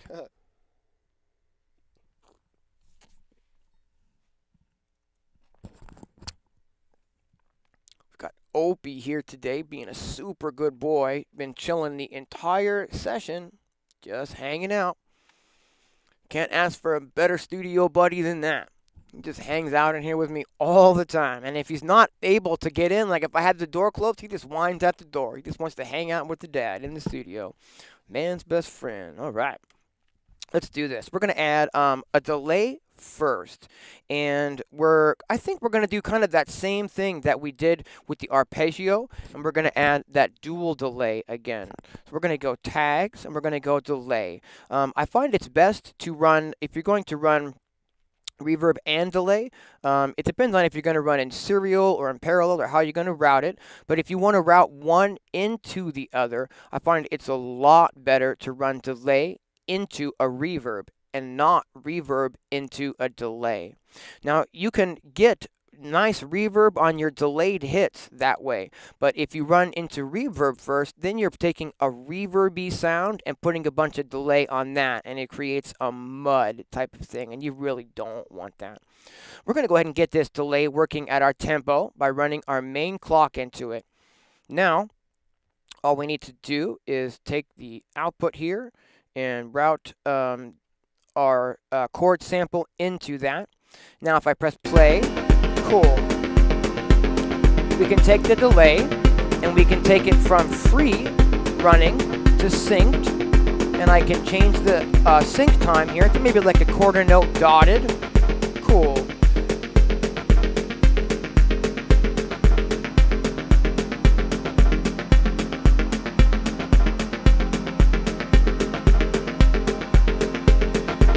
Bring the level on that reverb up a bit. Boost the gain as it's going into the delay. I think I'm going to copy that limiter over, manage and duplicate, and do that same thing that I've been doing, which is using that to boost that level after it comes out of the delay as well. More feedback on that. Oh my god, we are getting there. Yeah. Now, the chord hit, rather, is hitting like every single measure, and that doesn't really leave a lot of time for the delay to ring out, per se. And so if we'd like to have that happen, one of the things that we could do is we could just get this sequencer running at a slower tempo than our other sequencers. Okay, and we can do that by going up to our clocked module, and our main clock is here set to a multiplied by 4 signal, so we get 4 pulses per quarter note, which is 16 pulses per bar. And we can change this next one and get it to maybe half that speed, so it's just a multiplied by 2 clock. Make sure I'm affecting the right sequencer, and I can remove the clock from that sequencer and route it into that second clock instead. So can you guys see that now I'm, basically telling that sequencer to run at half of the speed of the other sequencers. So for every 1 time through these sequencers, this sequencer is going to go through 2 times.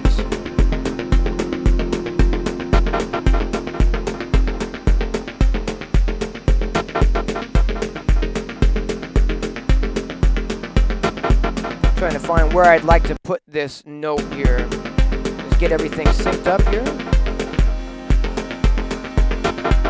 No, I want it further to the right still, yeah.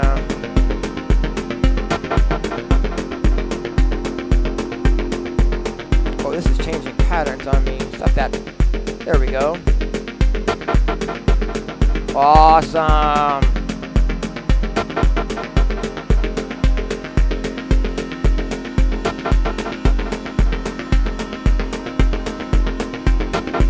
One before it actually. Oops, I don't want to change that pattern.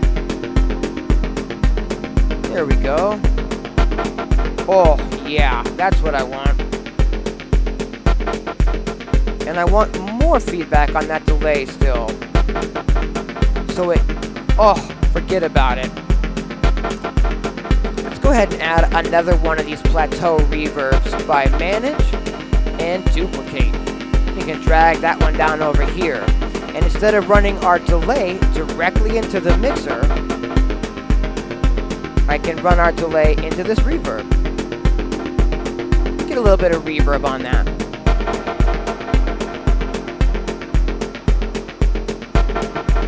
Very subtle. I'm going to bring the wet down pretty far. Oh, yes.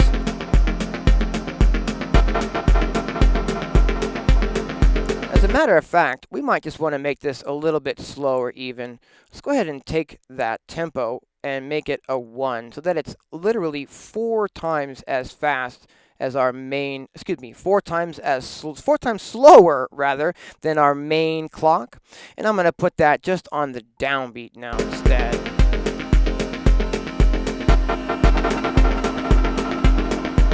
Yeah. Now I can get everything in the mix here.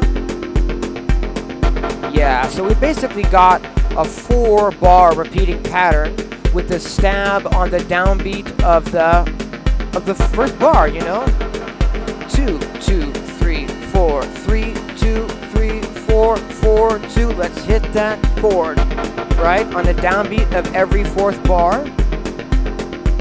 Where's that bass sound? I'm going to bring that bass sound up in the mix. Is that?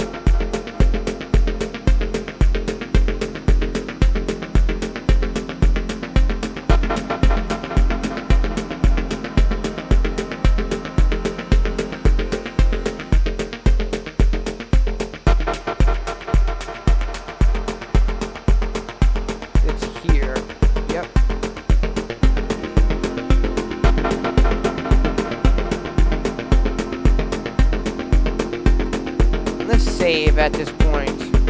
Alright, we built a pretty robust groove from scratch today.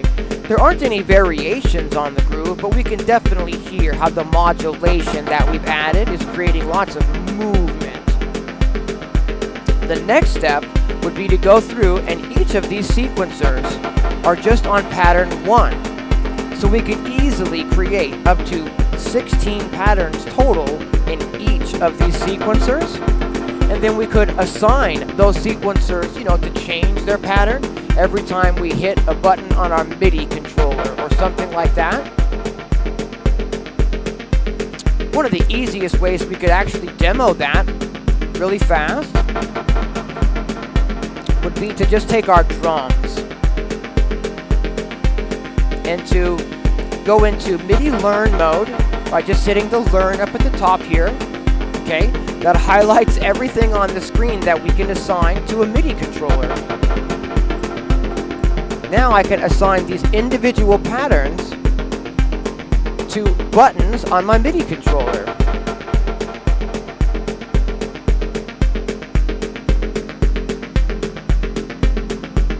Okay, and I can exit MIDI learn mode and get us just back in regular mode. And now, I can press a button on the MIDI controller. No?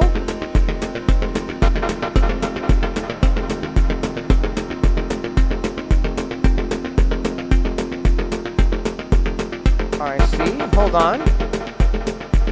We just need to... We're on pattern 2, but it thinks it's still got information there. So let me get rid of that. Yeah. And then now we're back to pattern 1. Let me fix this.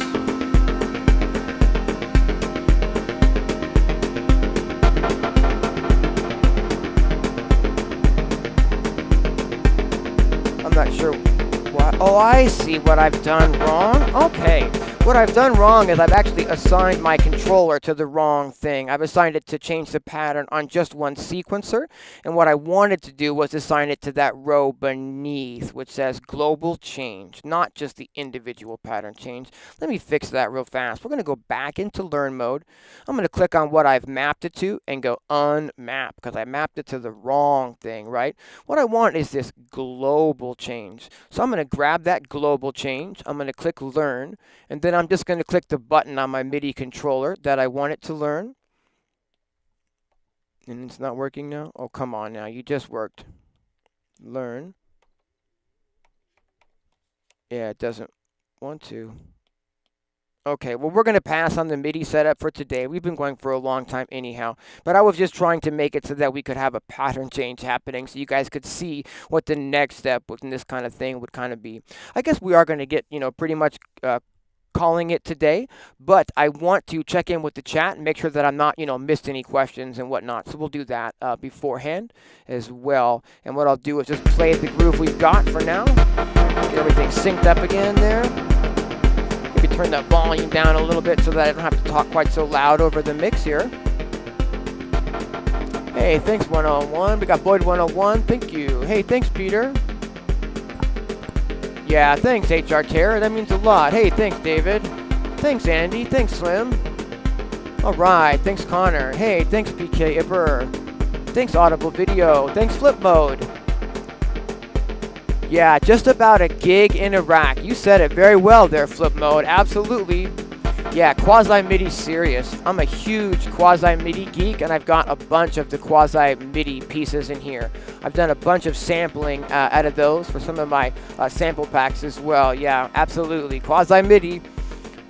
Is it possible to insert some randomness? The thing with that, David, is that because we've loaded a sample there, instead of, you know, creating that sound out of an actual oscillator, there's not near as much variation that we can do. I mean, we can go into the sampler that I put it on, and we have some controls over things like frequency modulation, so we could get some FM happening against this sound with like another sample. Some really interesting stuff there that we could use to create some variation. And we could also change the start point of the sample a little tiny bit. We have a CV input for that as well, so we could make that sort of vary where in the sample it's starting from each time it plays the sample. That's probably the best way to get, you know, a little bit more variety out of the sample, but that doesn't always sound great as well. One of the, you know, the ways to get around that is by using a module to create the sound, because then you've got,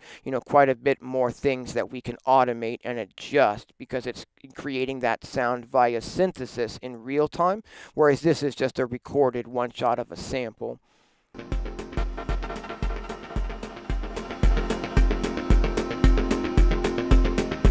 Thanks for tuning in, Russ. Hey, thanks very much, Connor. Thanks, David. Thanks, Andy. All right. We got Tomodachi. Thank you very much for tuning in, everyone.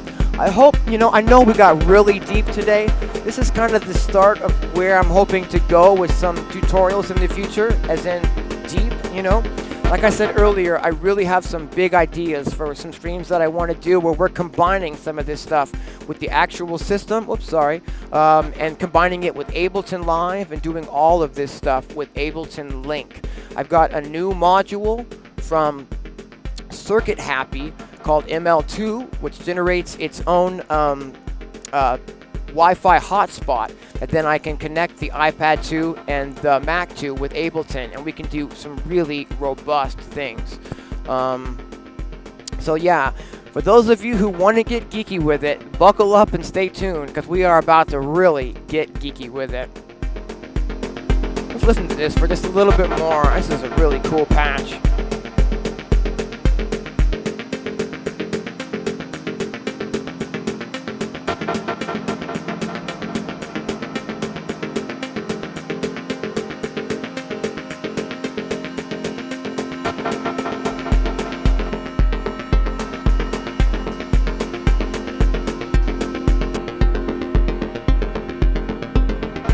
Oh, I see, that's not what I wanted either.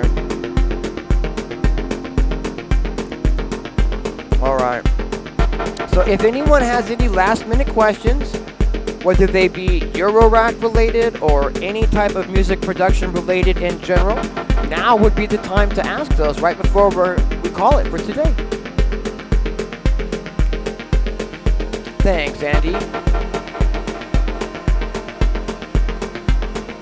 Yeah, I was hoping to get into some more MIDI assigning with this patch today, but we've been going for like 3.5 hours so far, and it just didn't really happen with this one. But I'm really happy with the patch that we've created. In fact, maybe before we go, something we could do for those maybe who missed the beginning of the stream is I could maybe just load up a couple of the patches that I made this week while getting kind of back involved with the app here. This is a kind of a techno patch that I started last night, which I think has a lot of potential.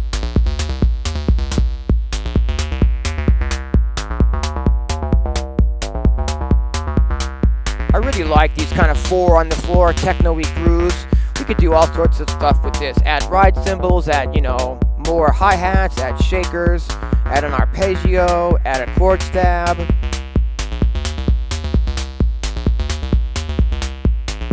This camera here, that's the overhead Jim, is a Logitech Brio. This is a Logitech Brio webcam. And then over here I've got 2 iPhone 8 Pluses, mine and my wife's. I'm using an app called Epoch Cam to turn the iPhone into a webcam that the computer can see. But I have to use 2 separate apps, and the other phone is using an app called iRuin. I can't pronounce it really, but it turns the iPhone into a webcam that I can connect to OBS, and then I can switch between the cameras using these buttons on my keyboard here. So let's see what else we've got here. Open existing, and we'll try again, and let's see here. There was that really awesome drone. This is really cool. It just kind of changes and drones and really slowly evolves.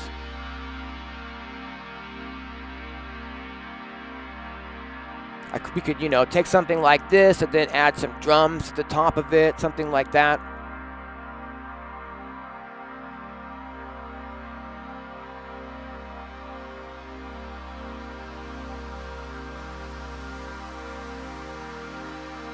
This is the perfect patch, I think, to close out the stream with. So yeah, I really appreciate everyone hanging around. I know this was a really long one, and in the future it's going to be a lot more really long ones.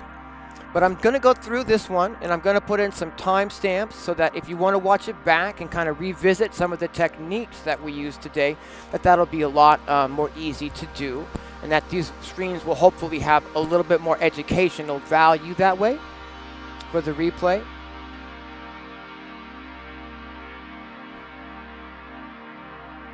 $399 is absolutely a good price for a working used Electribe ESX1. Yes, absolutely.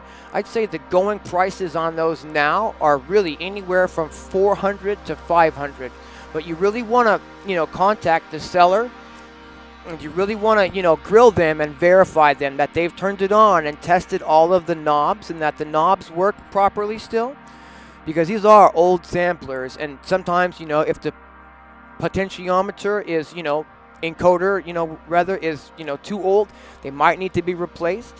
If there's just a little bit of that knob jitter, meaning the knobs are kind of moving without you moving them, that typically can be fixed by the fix that I did on the live stream a couple of weeks ago with the oven paper. But if the knob itself is worn out, then sometimes those do have to be replaced.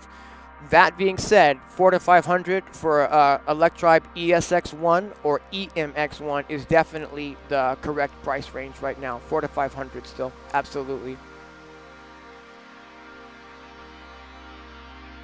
Yeah, thanks, Slim. Stream has hiccups. Well, I'm sorry about the hiccups, guys. I wouldn't doubt it though, as this is we're over 3.5 hours now, so this is the longest stream that I've done to date. Sorry about the hiccups.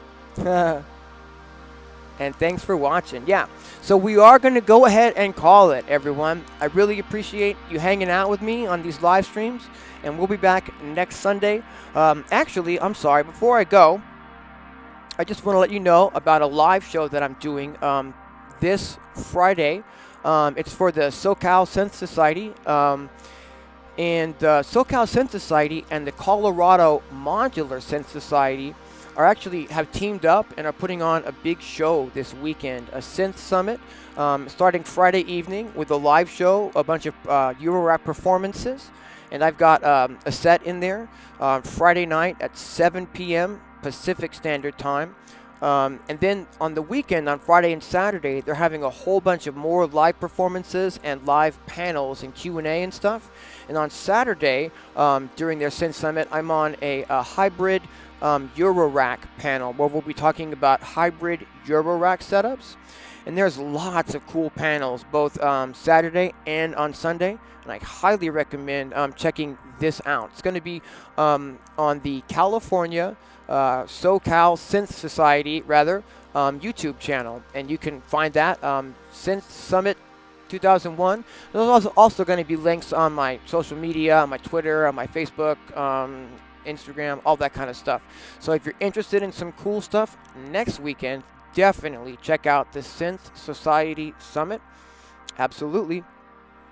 And okay. Hey, thanks again, everyone. Thanks again. I really appreciate you hanging out. I know it's been a long stream, and I do appreciate your time. Okay. Until next time. Thanks for watching.